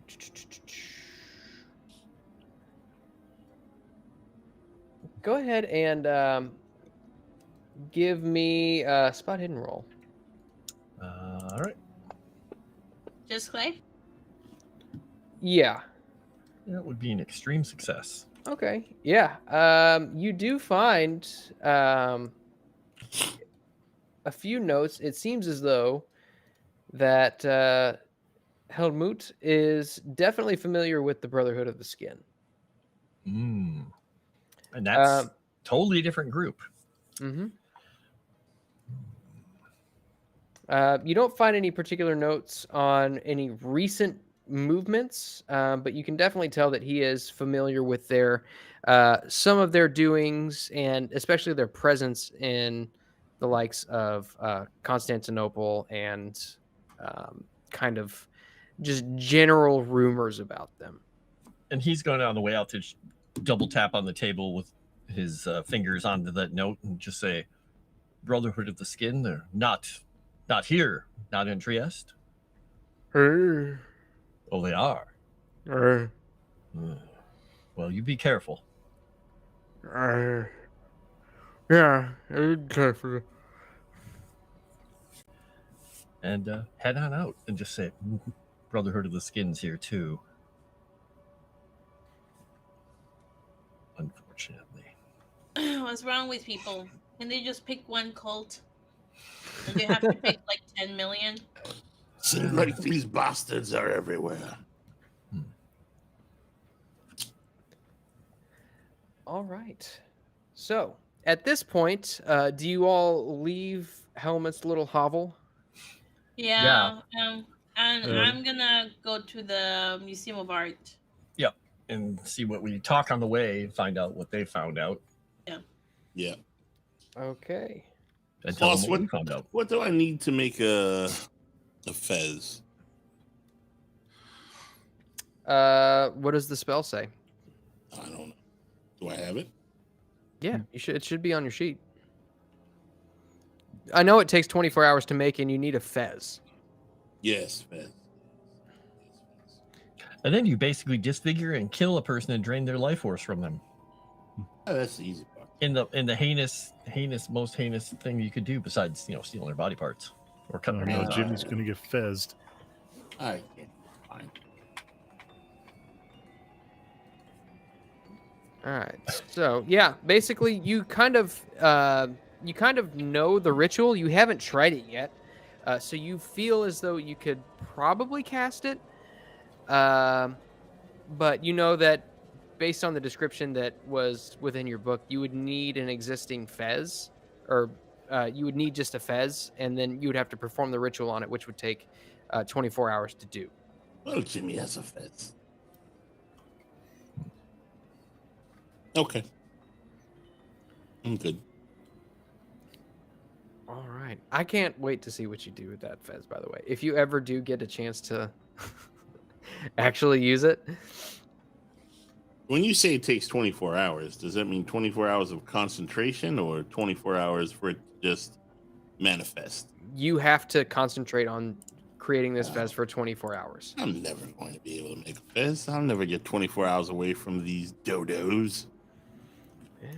This ain't Dungeons and Dragons, baby. This is cult magic. Cult magic. All right. So, did we find out, since I was AFK for a second there, we found out that name that's in the chat, but did we find out where the cave was? He pointed off the map to it, right? Correct. And that's what We're we're gonna trying to meet find with out them. tomorrow. Yeah, tomorrow. Okay. All right. Just making sure I caught up on everything. Nothing else crazy happened while I was AFK? Nah. No murdering? Mm-mm. Okay. Well, Jimmy did beat the guy up and throw him in the ice. Did he figure out that Willa hasn't moved since he tackled the guy? Probably not. Oh, okay. He's just in there. You mean that the tropical lizard in the dead of winter would be He is dead? warm and Impossible. safe. Warm and safe inside of Jimmy's breast pocket. He's totally fine there. Mm-hmm. And I shall name him George. Mm-hmm. Okay. So, let's see. All right. So, you all are going to the Museum of Art then, you said? Yes. All right. I wanna go straight to the medallions first, if you don't mind. Yeah, absolutely. So you make your way over there, and by the time you get there, it is probably getting to be about mid to late afternoon. You can tell that the sun is in the lower quadrant of the sky. And as you make your way through there, you do find, let's see, you find and make your way immediately to a glass display cabinet. Within the cabinet, a flat inlaid wooden box lined with velvet holds 7 medallions, 4 in one row and 3 in the second row. You can see that only one side of each medallion is visible, and they detect a variety of historical scenes such as the sacking of Troy or famous historical personalities such as like Alexander the Great and so on and so forth. I would have you actually let's see, Clay, you can see there's a card in the cabinet which notes that the box and the medallions were once owned by Johann Winkelmann and were acquired by the museum in 1910. These are the ones we're looking for. Yeah, so those of you who are looking at this can go ahead and give me a spot hidden roll real quick.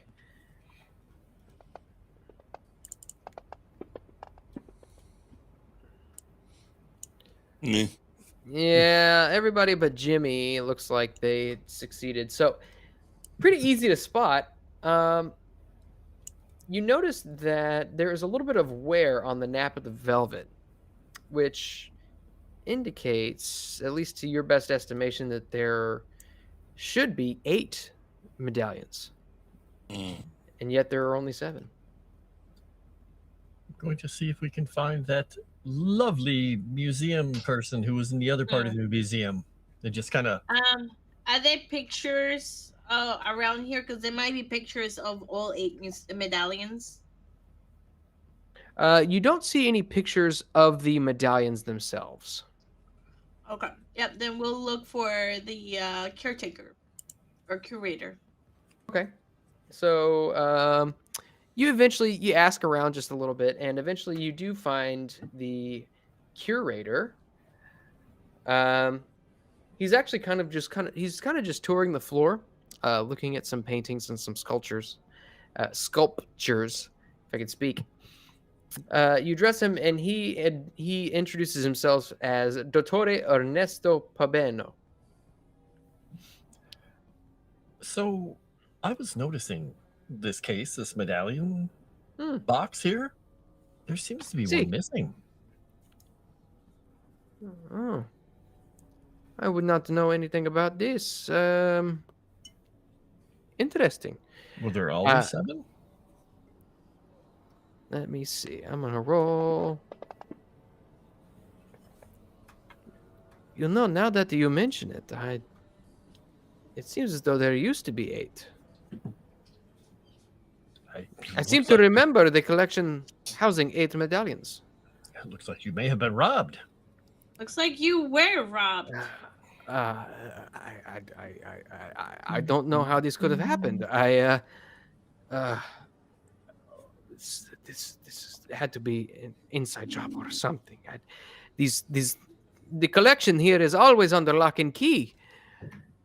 Just touch it. Is it locked? Yeah.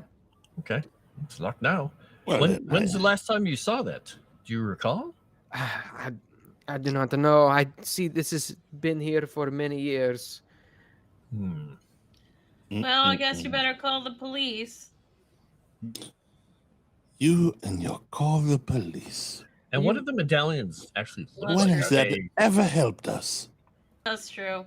I retract my statement. I don't tell him to call the police.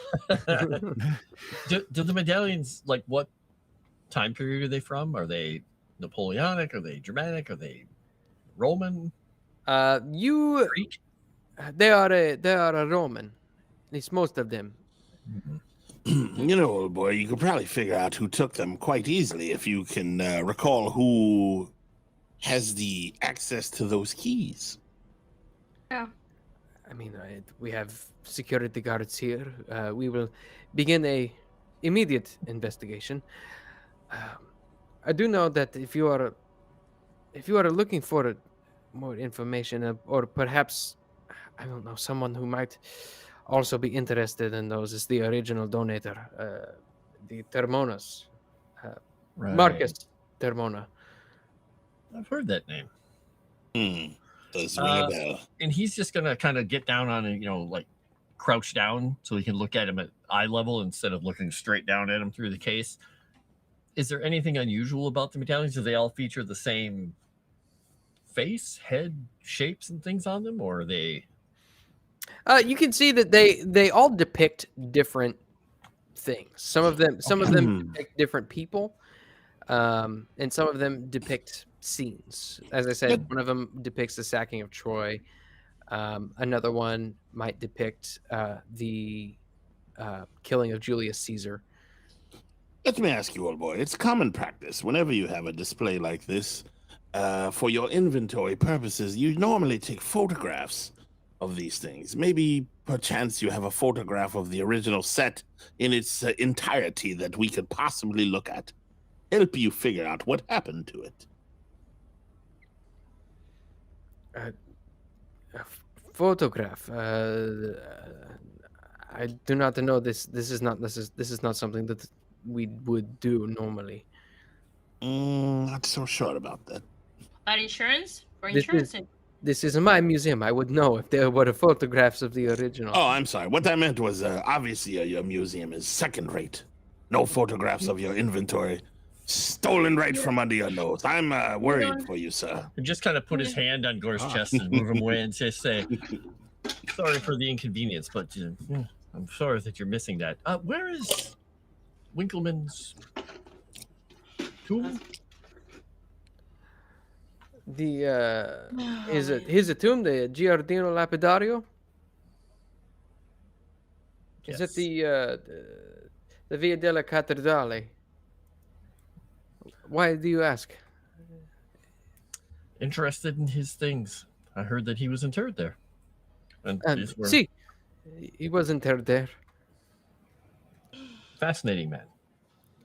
Oh my god. That he was. I'm sorry. I'm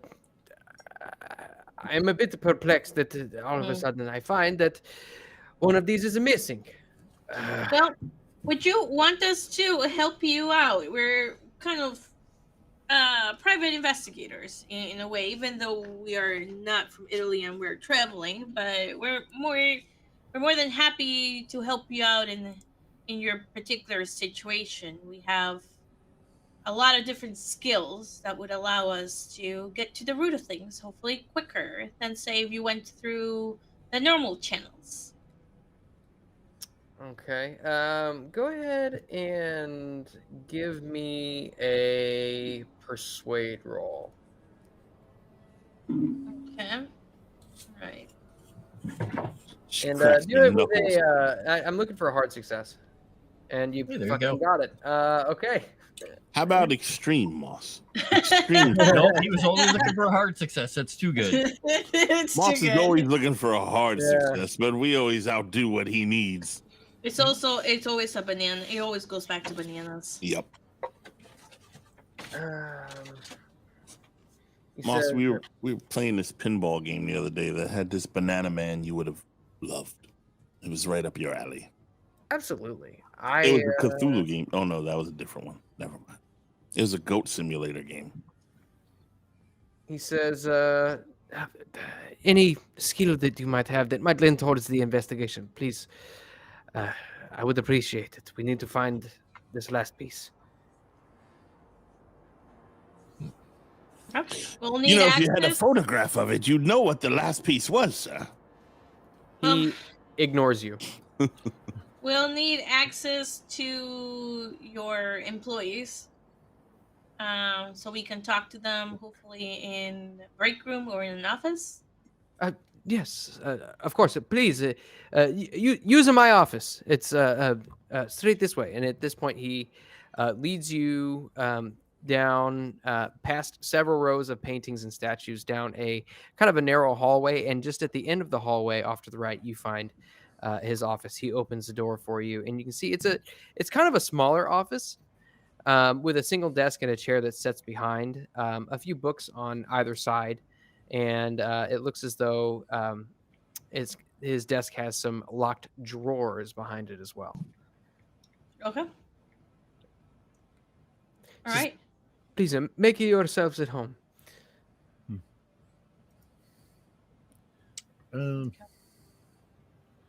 I'd like to inspect the case. If I know people have already given a look once over, Jimmy's gonna also take a look at it, see if he maybe finds a suspicious scuff or a clump of dirt or something. Okay. Go ahead and give me a spot hidden. He's really good at that. Regular success. Okay. You look at it, and it does not seem as though the box has been tampered with. No forcible entry. Not to your knowledge, no. Okay, well, Jimmy did his one useful thing for the day. He's going to go ahead and join the others. And you tackled someone. Make sure that I tackled the hell out of that handicapped fellow. He's going to check to make sure Woola's okay. All right. And Woola kind of looks at you with both of its eyes, surprisingly, and its tongue slashes out and meets you right in the mouth. Oh, Again? golly. You're a find good little lizard. Bulla's got a type. That's all we're going to say. You know, if I had a nickel for every time I got tongue kissed by a lizard, I'd have 2 nickels, which isn't a lot, but it's weird that it happened twice. Maybe you should read books with the lizard, Jimmy. Oh gosh, I think they're not. They don't like that too much in the Bible, Mr. G. All right. So you now have access to the Dottore's office. What's your next course of action? Looking for inventory drawings or any kind of inventory manifest from Clay's point of view. That's what he's looking at. And Okay. these guys are probably going to investigate people. Okay. You can actually see. Do you communicate this to the doctor? Yes. So he actually mentions he goes over to some filing cabinets behind his desk and unlocks the drawers and pulls out a series of ledgers. Okay. Go ahead. Actually, he'd probably thumb through it and show you exactly where it was. And you can see that there are listings of paintings and statues and other forms of art. And you can see that in 1910, this collection of medallions was gifted to the museum, and it itemizes 8 medallions. Okay. Does it describe the medallions? It does not describe the medallions in detail. Does it say what the scenes are or anything? No, it doesn't give you any detail about the medallions. All it mentions is that in 1910, the Termonas gifted the medallions to the museum. Okay. I will ask for a list of employees and start calling the employees in. Okay. And it is at this point the museum is closing down to visitors, but given that you all are assisting in the investigation, you are allowed to remain. So give me just 1 minute here. And Clay wants to do one more thing when we're doing all that. So I'll tell you after you're ready.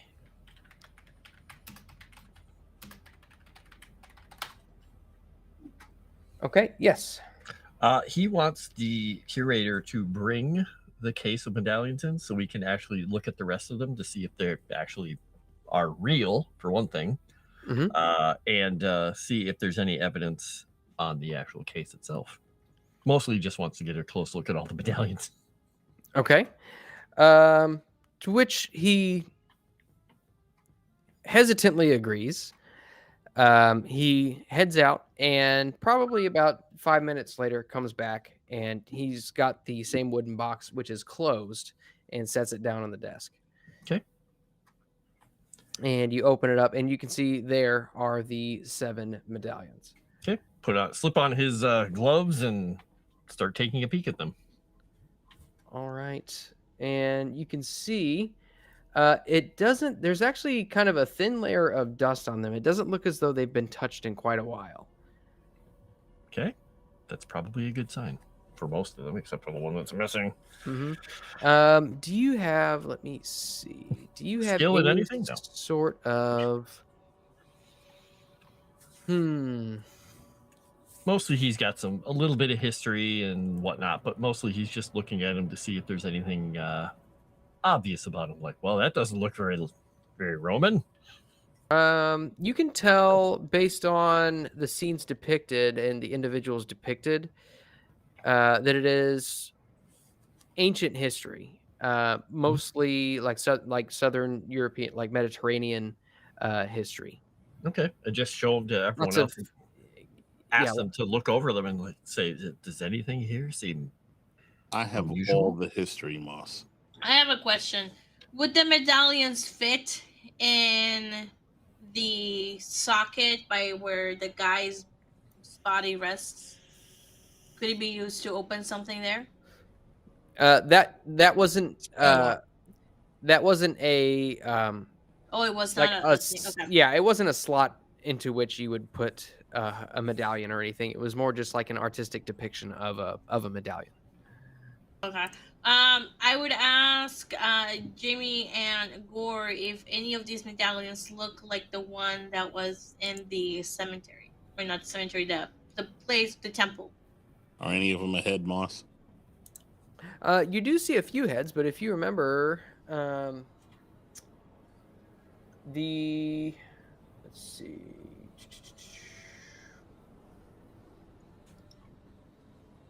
If you remember, the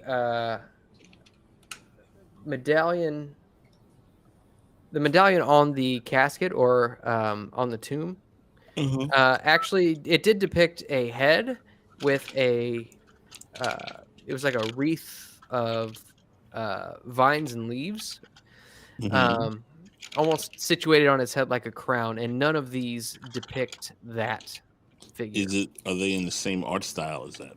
Similar enough. Okay. I'm wondering if the medallion that is missing is the one with the crown. Could be. Yeah. That was I was thinking. Maybe we should head back to the tomb. Well, maybe. What if some of you head back to the tomb and see what's going on? You can always take India Maria with you if you need her skill set to investigate.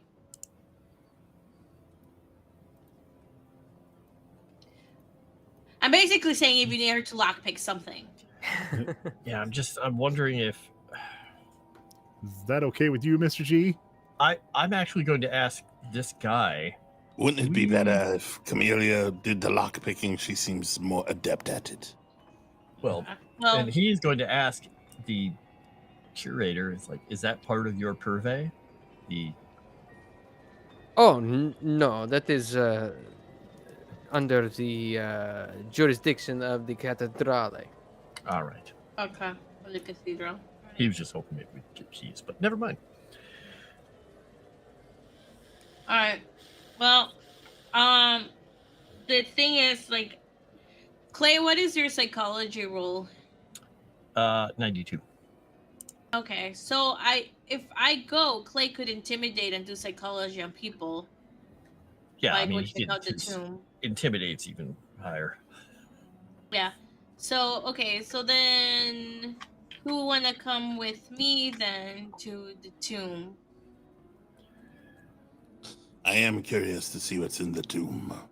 Okay. All right. Me too. Okay. So can I have like India Maria with me just in case I fail my lockpicking? Oh yeah, absolutely. Okay, so we will go, leaving Clay behind with Ernesto and the employees while he interrogates them and intimidates them to try and get more information. If he has psychology, then he can see if he's lying or not. If they're lying or not. Now I will remind you that it is closed to the public. Oh, so we wouldn't have access to it right now. Not unless you decided to break in. Oh, then might be then worth it to just then wait. What do you guys think? Probably not Fortune bad. favors the bold, Miss Camellia. Yeah, but if something happens, I would want to make sure Clay is there. Jimmy wants to tackle it. Okay, let's get through the interviews quickly. Maybe we can have Clay interview some, and I'll interview others. Not a bad idea. Okay. Can we do just like one roll for everybody to try and intimidate and do a psychology roll to see if they're lying? I don't know how much you want us to role play that. Yeah. So go ahead and Talk, or I'll Yeah. make you read my manuscript. just give me a quick overarching psychology roll. Okay. I'm gonna use another recap point for this. I know my psychology is 100. Wait, are we all rolling in psychology? If you'd like, yeah. I got a hard success.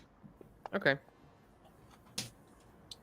I mean, we're listening, but she's in the lead here. Okay. Based on your questioning, you go through a series of employees at the museum. Based on your questioning, none of them seem to know what could have happened to the medallion, and it seems as though they're all telling the truth. Okay. Would they remember the medallion that is missing? Would they be able to confirm that is the one with the wreath of vines and leaves that almost looks like a crown? They all tell you that they don't remember ever seeing a seventh one, except for one older gentleman. He claims that he had been there for several years now. Emidio Fatica is he introduces himself as, and he says he remembers it when it first came in, but that was several years ago. Let's see. Okay. He says he remembers it depicting the profile of the head of a man with some sort of a vine or wreath around its head.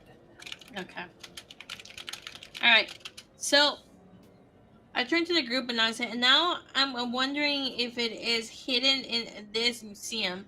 Can I go to the area where it was to kind of do a spot hidden to see if anything was left behind at the scene of the crime, or to kind of see if it could be potentially hidden somewhere else?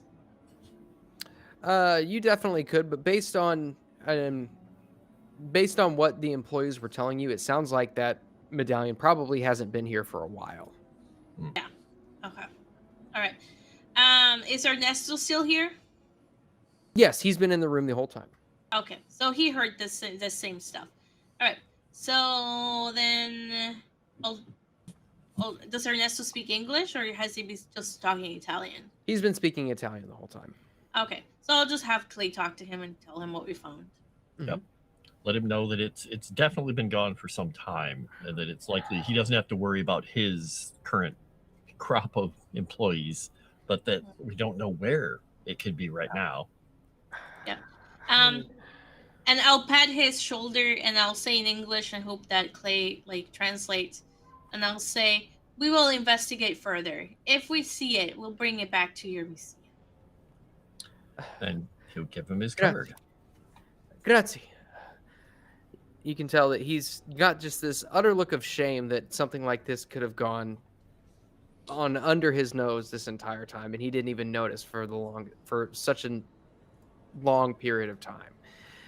Moss, as they've been interviewing people and he's been looking all shamed, I've been plotting in my mind a way to kill him and make a fez while drugging all of them for 24 hours each while I complete the ritual. Oh my god. Interesting. Okay. I didn't say I figured it out, but that's what I was working on this whole time. Yeah, you all are interviewing, and you can see Gore is over there, deep in thought, perhaps considering the testimonies of all of the employees of the hotel and finding fallacies in each one of their arguments. The museum. He was lying and telling the truth. Yes. Yeah, that's exactly probably what's going on. All right. Well, speaking of red herrings, dun, dun, dun. Since we're done here, maybe we can we can go by the Museum of Art and see if it's heavily populated? It is closed. All of the museums are closed at this point. I know. By that, I mean, like, is there going to be people around for us that are going to see us sneak in? Oh, just perusing the streets? Yeah, absolutely. Niggers. Loiters. All right. Obstacles. Exactly. Fez wearers of the future. So, is this just going to be something that you're just you create the fez and you just experiment with somebody? That's probably what he's gonna do. The Yes. world Just may want to see never what it know, does. Moss. Maybe I'm just trying to keep them all on their toes by telling them things out of character that will never happen in character, just to see what they do with it. Who knows what plans I have in my No. devious old mind, Moss? Oh, what was I'm that? pretty You want me to sure roll we would. brawling? Okay, so let's see here. Let's just do some damage. Oh, I didn't roll the damage. It's okay. All right. Okay, so you make your way back to what was the other museum? It Well, was. these you make all it the like- stores are closed. Dragon Noodle Soup. He wanted us to buy candles. So you make your way back to the Via della Cattedrale, and you can see that obviously it is closed. However, the district itself is still relatively well populated. There are still people walking around and going about their business, kind of peering through the fence at the Giardino, and just kind of looking around at all the sights that can be seen. And you see a few people just kind of sitting on a bench, but you can tell that this is a pretty well trafficked area. Okay, plan B, go get Gorgon. All right. Why are we doing this again? Because he lost his gun. Oh no! Yeah, why are we doing this again? Why are we arming him again? All right. Just in case we come across a Wendigo. I would Jimmy, have. old boy, is there any way I can get you to, I don't know, maybe pass up that fez? Sure thing, Mr. G. Hands it Oh, over. you're such a good lad, Jimmy. I don't know why I'm so hard on you at times. I remember shucks, that in Mr. the G. end. Oh, the end of what? Our journey, of course. Golly, what? Way you say that makes me a little nervous, Mr. G. Well, But- all journeys come to an end, Jimmy. I'm sure it's nothing. You bet, Mr. G. Can't wait. Oh, it'll be fine. I'm sure we won't all die horribly. Again, Mr. G, a lot of things come out of your mouth that make me feel a certain way. Oh, don't worry. I'm sure we won't run into any more skinless bears or hairless bears or any of those things on our journeys. We've less been worried about them. pretty bulletproof so far. Everything will be fine. Wow. Yeah, it ain't the bears I'm worried about, Mr. G. Oh, well, maybe you should be. All right. So, as you all continue making your way, are you all going to go to this little meetup, or is it just Amelia? For the gun, I can go with her if she wants somebody as backup, unless she would rather. Well, she probably want to have somebody besides just India. I'll just bring Clay, but I'll need the money, Gore. So as Yeah, I'd give you backup, but I don't have a gun. No, I think you guys wait outside because if you guys come in, they might be mad that it's too many of us. Since I've saved quite a bit of money on this journey, here's $100. Right, Clay and I will go inside. Okay. Well, by the way, on your way to the meetup spot, I'll have you guys make me a spot hidden roll just really quickly. Dun, dun, dun. Really quickly, spot hidden roll. Yeah, very quickly, like faster I than got that. a 90, and I still succeeded. Okay. Extreme success. So as you all are walking, you do see a couple of newspaper stands. And those of you who can read Italian, looks like Clay. Yeah. Oh, yeah. You always Looks like what am I- Clay. What am I talking about? You see this newspaper article. Oh, riots have broken out in Venice and is what some would describe as the second Black Plague. Several homes along the canals have been burnt to cinders as witch houses, while others remain boarded up to prevent rioter intrusion. Troops have been activated to assist police in quelling the riots to little avail. You son of a bitch! The murderer of one Giorgio Gasparetti remains at Oh my large. God. However, Venice police have linked the weapon found at the murder scene to one individual, a foreigner named Eldritch Mort Gore. Reports suggest he boarded the Orient You Express son of a bitch. 2 days ago. Havoc in Venice.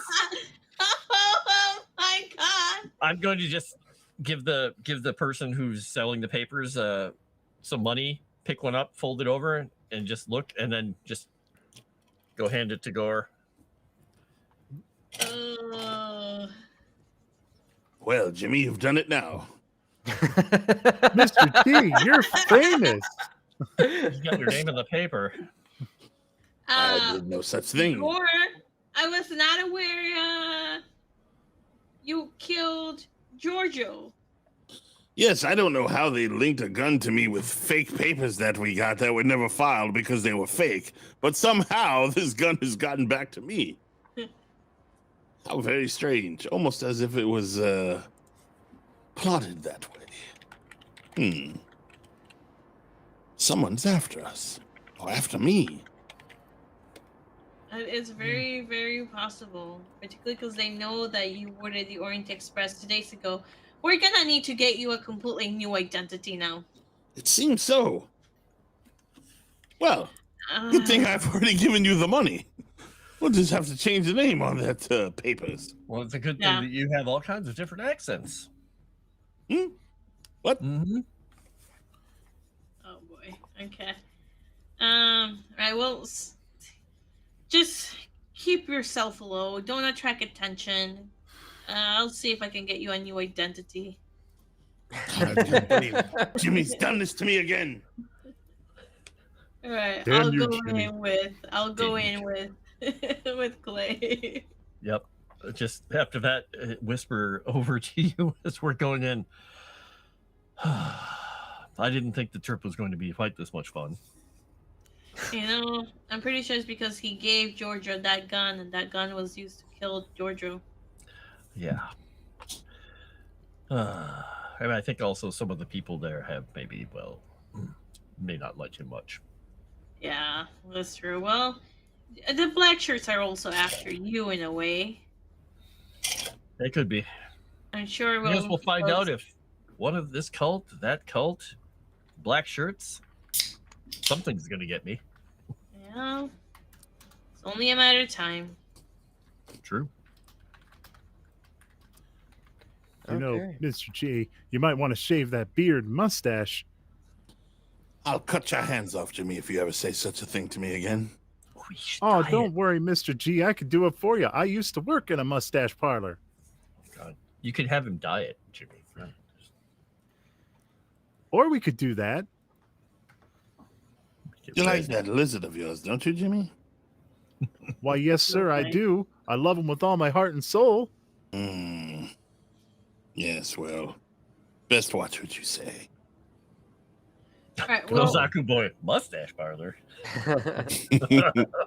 Stevie's barber shop. All right, we'll go in. Okay. So you Oh, make your man. way into what looks to be a very nice restaurant. I've had the same Sirenscape track playing for like the last 2.5 hours. That's a thing? Boy. Let's see, but it fits all the situations in this game, so you know I'm not gonna complain. I would have heard them, but you did not post the link. Oh shoot, I did. I guess I didn't. All right, well I guess I could do that now. Yes, 10 minutes before we finish. Pretty much. Pretty much. There you go. Oh, thank you. All you've had to listen to is my sultry voice this entire time. I am so sorry. All right, so you enter this very nice restaurant, and you can see that people are being served very fine wines and very fine dishes served on the whitest of plates and garnished with the greenest of garnishes. Um, the hostess comes over to you, and in Italian, she asks for how many will be in your party. 2. Do it. And she gestures off to the side, and she seats you at a booth kind of in a corner. Okay. What would you like to drink? Well, for once, bring me some wine. What do you want, Clay? Wine's fine. Wine, I guess. I also flash my signet ring. It's like, and a dinner menu. Un momento. And with that, she leaves, and you see, probably about 3 minutes later, a gentleman come up, slick black hair. You see he's got a very pencil-thin mustache that comes down just to the corners of his mouth. Clean shaven otherwise, wearing a very fine suit. And he scoots in to the booth. Parli Italiano? Little bit. Clay. He's just going to nod. He's just peeling the crust off a piece of bread and just eating it. Just nod. Clay speaks Italiano. Americans. Yes. What brings you to Trieste?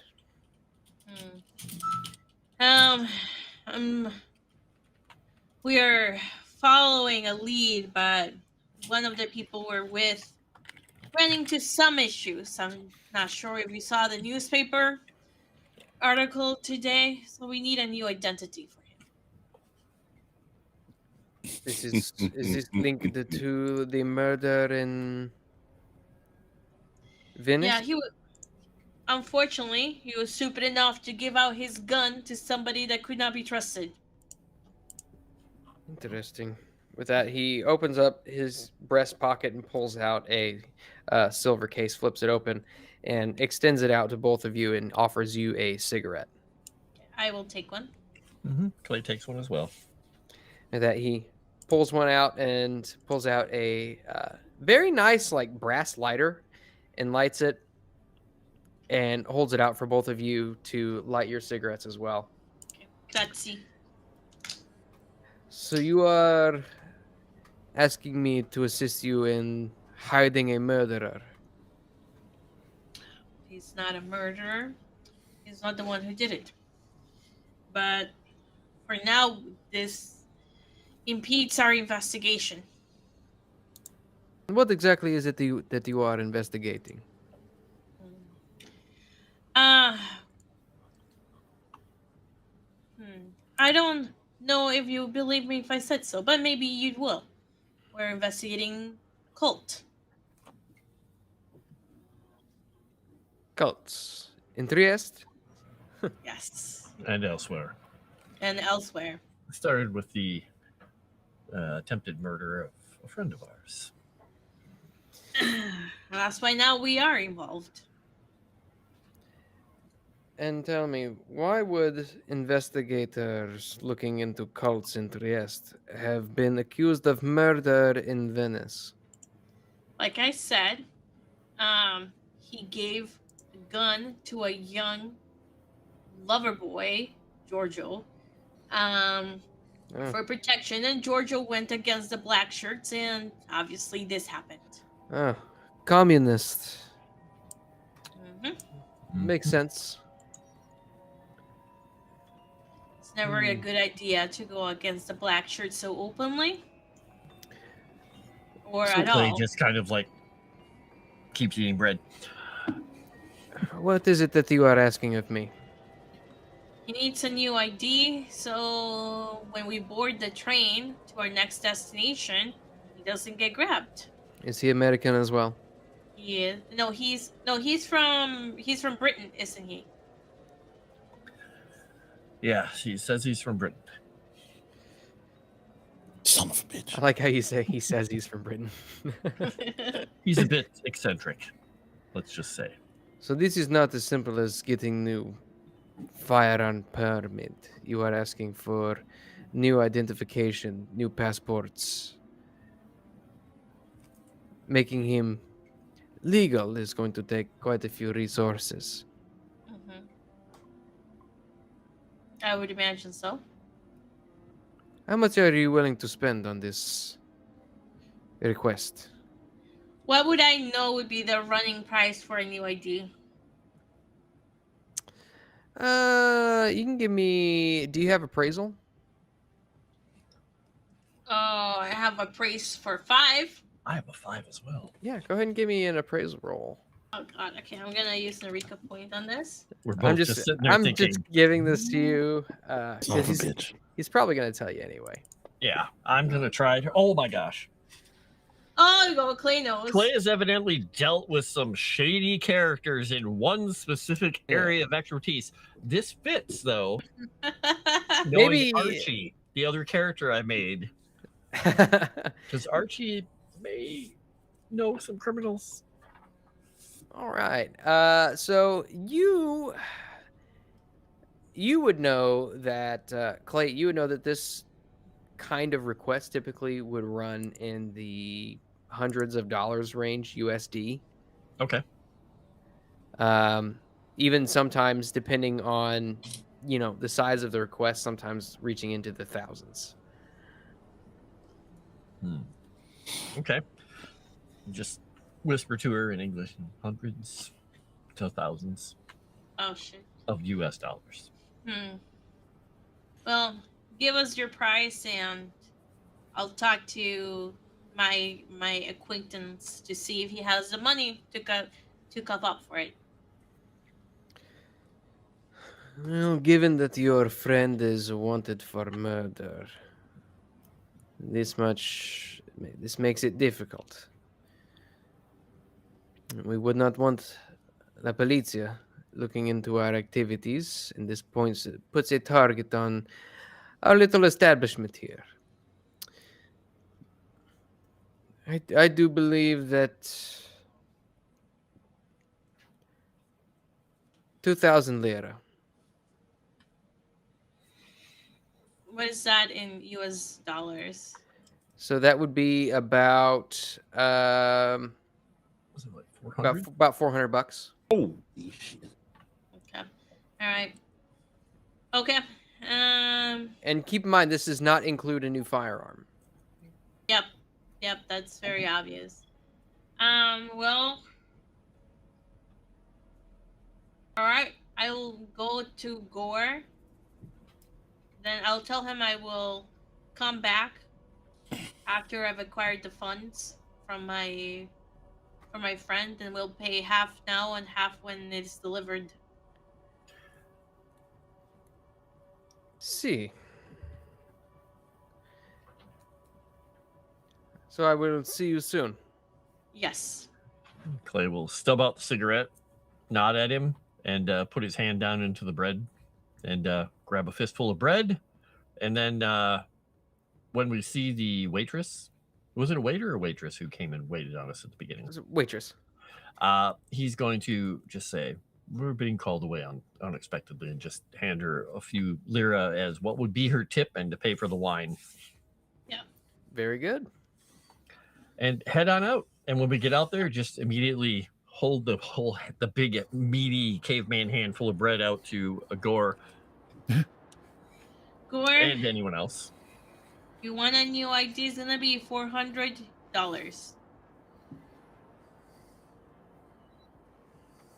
Well, looks like I'll be living here for a while. Well, unless we find another way to smuggle you into the train, there's no other way to go about it.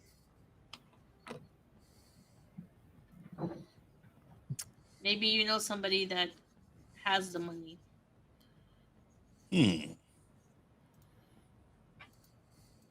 Can't think of anyone.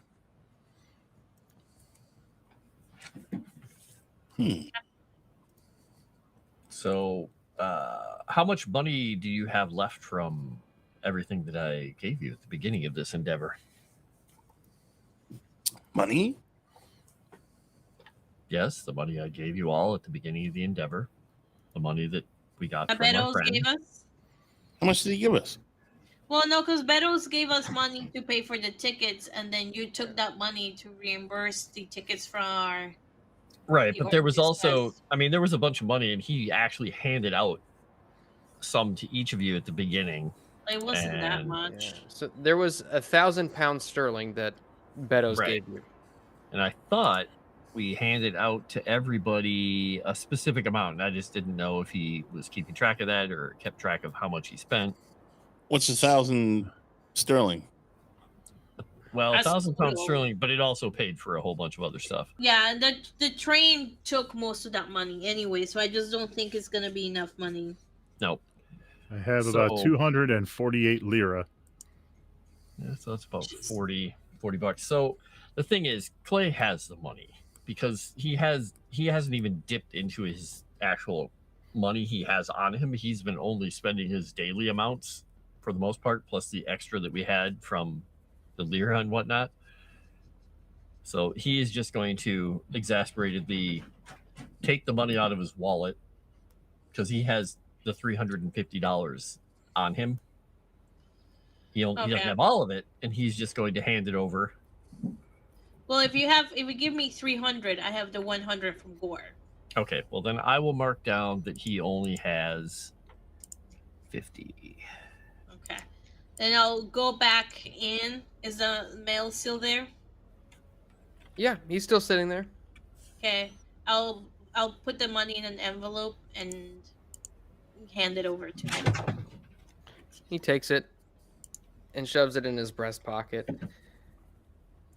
I'm staying at, and I'll tell him my hotel. Just let me know when it's ready. I can have all the documentation brought to you. Grazie. Gives you a nod, stubs out a Yeah. cigarette, and gets up and walks away. There we go. Oh, that plan's going to have to sit by the wayside for a bit. Did he give us a time for how long it's going to take?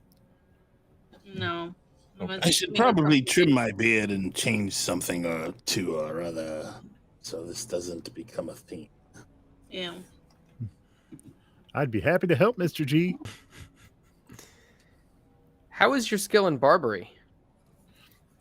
He doesn't actually have a skill in Barbary, but he did work at a mustache place. Well, he's definitely a barbarian, so Oh boy. Clay has skill in sword. Does that count? I don't. No? Oh, okay. I can trim my own damn beard, Jimmy. Thank you. Well, now that we've spent an inordinate amount of money to make up for stupid decisions, what are we going to do next? It's hopefully not a stupid decision. Do we need to find out where these caves are that karst? We can do it tomorrow. The library will have maps, so he can show us tomorrow. But for now, I think we just go back. That's not a bad idea. And yeah, head back to the hotel. I mean, on the plus side, there's one less communist in the world. Definitely a gain. Very good. Okay. Addition by subtraction, Mr. G. So you all make your way back to the hotel. And is there anything that you all would like to do while you're at the hotel? Trim my beard. Oh, I just a will- reminder. I'll practice Italian with my book, so I'll get a bonus die. Yeah, so I'm going Okay. to basically spend some time working with her to work on Italian because he's got to work on his too, so might as well. Okay. I buy a new hat. And, A fez? Ooh, I do buy a fez as well. Is working on it with her in the dictionary give a bonus die just to her, or would it give it to me working with her? I mean, you guys are study buddies. You can both have a bonus die, I'd say. Okay. Right. I'll spend the 1 luck to succeed in my Italian. All Fair right. enough. Okay. Could spend 12 luck to succeed, but I'm so low on luck. Nope, he's gonna skip it. There's certainly no wanted posters in the fan art section, by the way. I'm sure nobody did anything like that. I'm sure that somebody will remedy that here probably about 4 seconds ago. Probably like 4 minutes ago. They were made just All waiting. right. It was bound to happen. True. So you all get some sleep, you do your studies, you read your books, and you eventually drift off to sleep. And yet again, you find yourself barraged with sensations that seem to almost be draining your essence. It's hard to explain the feeling, but it seems as though something is mentally taxing you over the course of the night. I need everybody to roll me another power roll, please. Oh, and I forget. I guess I should have asked. The simulacrum thing didn't detowel itself again, did it? Does anyone want to pack that thing in lead again, for God's sake? Actually, no, it did not detowel itself. Not today.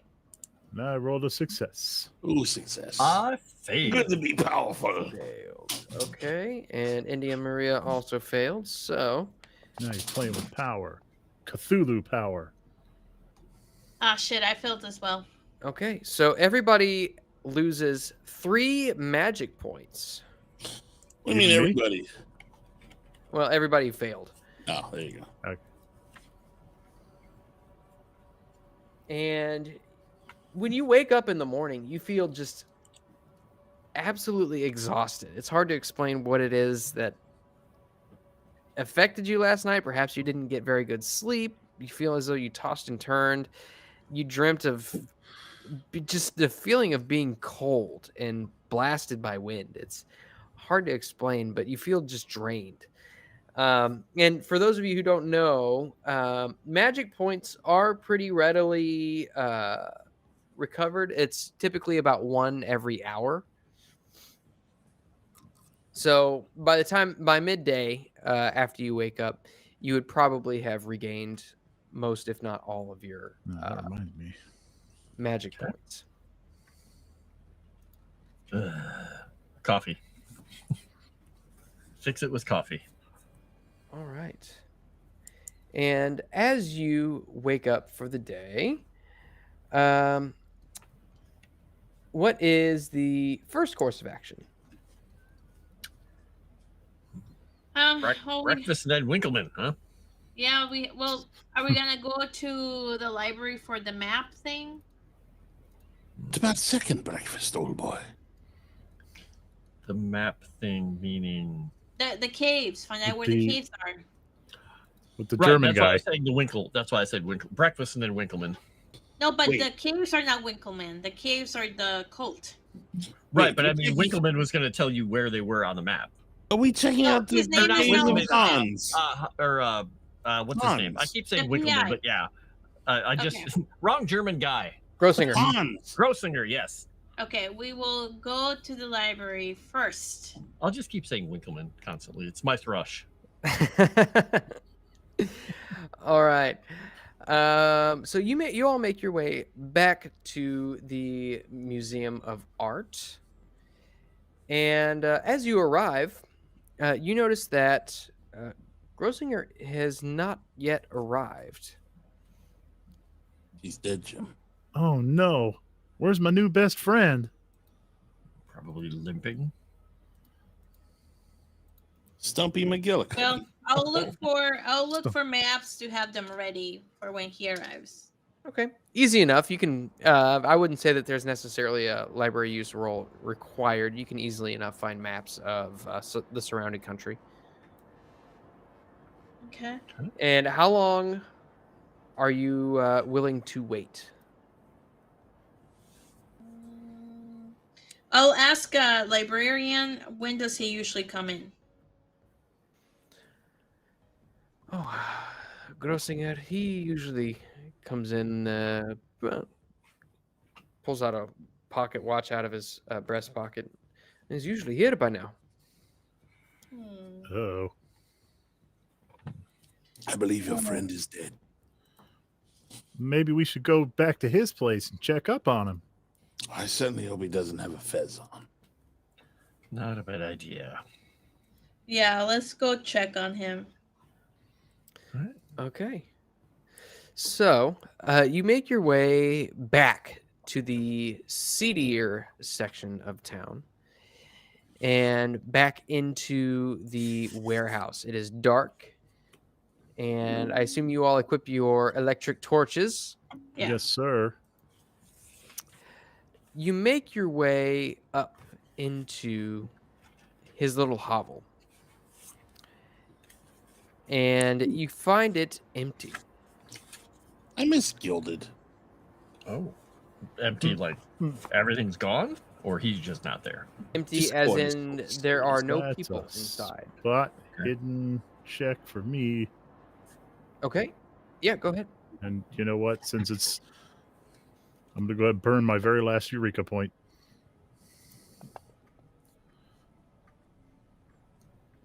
Hard success. Hard success, regular success. Okay. So as you're kind of looking around, you look and you can see that it looks as though the chair that was next to the desk has been tipped over. And upon examining that, you can see a few little speckles of blood on the floor. Oh, no. Well, looks like he was grabbed. I guess time for our next destination then. Is there anything obviously missing from the notes? Like, did whole swaths of the table get cleared off, or? You can tell it. Yeah, give me a spot hidden roll. Okay. Extreme success. Yeah. Okay, extreme success. You kind of parse through what's all around on the desk, and you notice that specifically some of the documents, some of his notes that you had looked at, have gone missing. Specifically, the ones that mention the Brotherhood of the Skin. I think we know who came after him then. The Brotherhood of the Skin. All those notes are gone. All right. And with that, I think we will go ahead and end tonight's episode Da, da, da. with a missing helmet and a present Brotherhood of the Skin, although you don't know exactly where. So, we will go ahead and get a few of our improvement rolls out of the way. Who would like to go first? I'll do it. I just have two. Well, three. Italian. I failed. So one thing she fails at. Oh no, So- fail is good. Never mind. Oh, yeah. Ah, shit. I did not fail stealth and then luck. Gotta be fucking kidding me. Okay, alright. There you go. Those are like my rolls. Well, I've only got 2 to do, so I'm going to do them. My magical appraisal. Let's see if I fail. Hey, I failed one. That's a thing. I get 4 more points in appraise, and then luck. Oh, regular praise. Hey, I actually improved my luck for a change. 3. Very nice. All right. That's one more than 2. It Who's next? is better than nothing. All the math. All right, who's up next? Gimme. Do it. Yeah, okay. I'll go. Jimmy actually did pretty good tonight. Yeah, you get tackled luck an old on man boys. to the ground. Congratulations. A dead old Tackled an man. old handicap man. Yeah. Let's see. Let's take a look at luck. Yeah, he beat up an old man with no hands and no tongue, and somehow I'm the bad guy. Well, but the Brotherhood is the one who took him, so technically Jimmy is awful, but not heinous. Ooh, that's fail already. I've done nothing but plot. Didn't do nothing. I'm a dindu. All right. Alrighty, get a 5 to fighting. That's my medicine, which is all the way at 1. So Should probably succeed this. yeah, this is Succeed by failing. Hey, look at that. failure. Wow. Alrighty. Psychology. Nice. That's a fail already. Man, coming up Jimmy tonight. 8. And finally, spot hidden. Splotch of the hidden. Wowee. Woo. Yeah, nailed all of those. Oh, that's right. I forgot. I made a psychology All roll right. earlier, didn't I? Did you? Yeah, because we interrogated people. Mm-hmm. I should probably do that real quick. It's probably not going to go up. Nope. I too did a psychology roll. And then our cat beat me up. Hey, you field.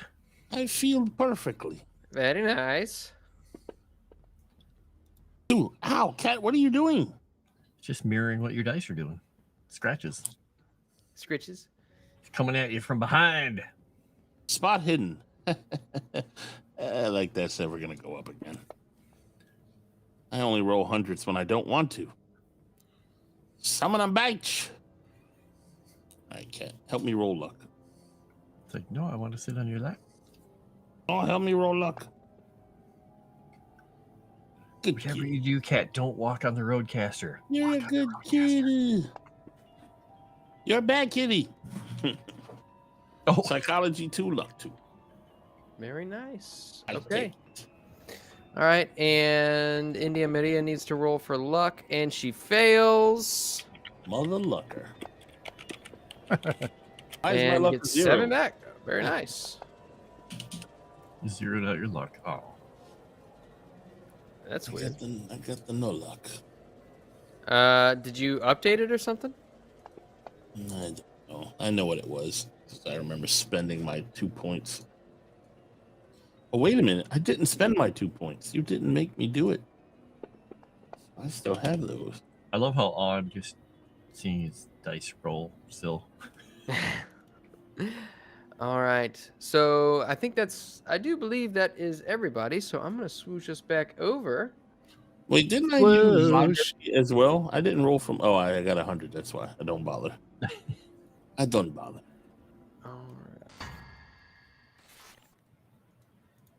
All right. So thank you, everyone, for joining us for yet another episode of Horror on the Orient Express. We'll go around the horn and see what everybody is up to, where they can find you, what you're doing with your life. For God's sakes, what are you doing with your life? Let's start with Chris. Oh, well, not much now that you ask. But you can follow me on Chris with a dagger, all one word. That's Chris with a K. By the way, you can find me on Minds and Twitter X. I post mostly random stuff, but also occasionally I do audiobooks based on the adventures of me and my D&D crew. And I will pass it on to, let's go with Frost. It's me. I'm on vacation from work because they told me I had to take a vacation from work. So I'm on vacation. Poor bastard. You can find me on here at Moonskull. You can find me on Tales from the Dragon's Tavern. You can find me on JT's Savage Talk. And eventually you'll find me on Kingmaker, Geeks and Gamers. And yeah, I want to get some 70 numbers going. So if you go to my links there, you can follow me on my YouTube channel. I've got like 20 people, I think. And I'm going to pass it off to, let's see. I don't know. What's his name? Babe Winkleman, whatever your new name is there, Mr. Gore. John Smith. I His do need to- original. I do need to come up with a new name, don't I? I have Giovanni Pesci. a name. Jean-Luc Strathmore. That's the new. Very Italian. Yes, it's so Italian. Well, I'm not Italian, sir. Oh, I'm English. Anyhow, check out my YouTube Savage Talk. Go follow me there. Get me to 500 before Sevi, or I won't be her friend anymore if she beats me. That's the deal. So y'all got to help me out and get me to 500, because Get everybody to 500. Yeah, get everybody to 500. Come on, guys, help all our buddies out. Get Sevi to 500. Get Frost to 500, even though he hates being on vacation, so I have no pity for him. And get me to 500. And then Chris, you know, it's Chris. Get him to. You have a YouTube, right, Chris? No, I just. You know, I was saying he's just Chris. It doesn't matter. Everybody hates Chris. And definitely get Moss to 500, because he does a lot of work for you bastards. Thank you, JT. Who we love, by the way. And I'll give it to Sevi. All right. Well, hello, everyone. Thank you for being here this fantastic Monday. Just want to say thank you, everybody, again for getting me up to 76 subs. It's absolutely bananas. How many of you came out. Please do follow my new YouTube channel. I'm so excited for it.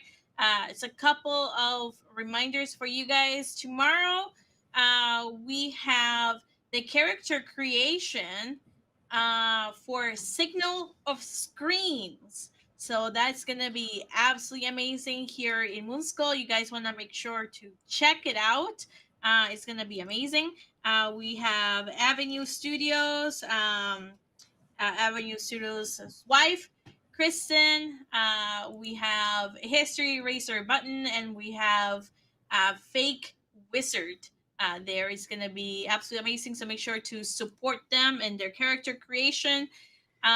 Also, we are at 27 golds out of 36 for gold. So if in Festivus, and we have to get it by the end of Festivus, we will have the Festivus stream going on this Friday. So make sure to check it out. And we need to hit, the goal by the end of the day to make sure that Erudite and Crescent and Frost play Monster Prom.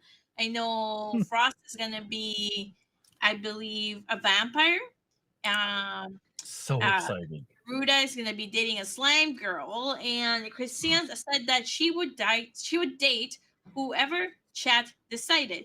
But in order to get there, we need to hit 36. We are about 9 gold equivalent away, and you can support it by either going to the Moonskull Discord and just going to subscriptions and going gold there, or you can become a Patreon supporter, and the links are in the chat. So that's for announcements regarding Moonskull. You can generally find me at Geeks Gamer Tabletop, at Legally Sevi, or over here at Moonskull, or my Twitch and my Kick channel. So please give those a follow, and also please join my Discord server where I usually hang out and play with the audience during the weekends. So I know Mas and I have been playing Call of Duty with folks. I know JT joined last time around, so you guys should join my Discord server. It's a lot of fun. And I will pass it to Mas. Very nice. Well, thank you very much. I will keep this just relatively short and sweet. Obviously, you can find me here on Moonskull several days a week. You can find me over on Geeks and Gamers Tabletop, I think one day, Thursday. And then you can find me over on JJ and I's channel, Tales from the Dragon's Tavern. Again, please get that one to 500, because we want to get, I think, is 500, is that partial monetization? Yes. Yeah, partial. And 3,000 hours or something like that. Yeah, well, I mean, you need to hit both to get monetization. Yeah. But regardless, I don't think we'll have any issues hitting the watch hours, but it's the subs that we're really aiming for. Help us out over there, because we got some good stuff going on and some good stuff coming up. Some very interesting games that we've been looking at that we want to start up as well. So, and also, by the way, if you haven't already, make sure that you like the stream, because that's what tells the algorithm that we should be seen by more people, because we definitely want this channel to grow. Leave a comment after the stream. Just stick around for like a minute or two or so, and just leave us a comment. Tell me how awesome I am as a keeper of arcane lore, or give me criticisms. I don't care. I still read the comments. You want me to know what you're saying, right? I still read the comments because I have to have everybody like me, or else I don't feel complete. I'm just gonna type in. Who are you again? Yeah, that was that so far. That's my favorite character. If he's dead, I'm gonna be sad. Yeah, and just If he's dead, I'm gonna be You know, happy for the poor guy. I think I just Better got off. I just got a great idea that I think I'm going to employ that may or may not involve helmet, but we'll see. We'll see. But other than that, yeah, subscribe if you haven't already. Check out all the shows that all of these beautiful people around me have mentioned already. And with that, I bid you adieu. Auf Wiedersehen, Gesundheit, and God bless.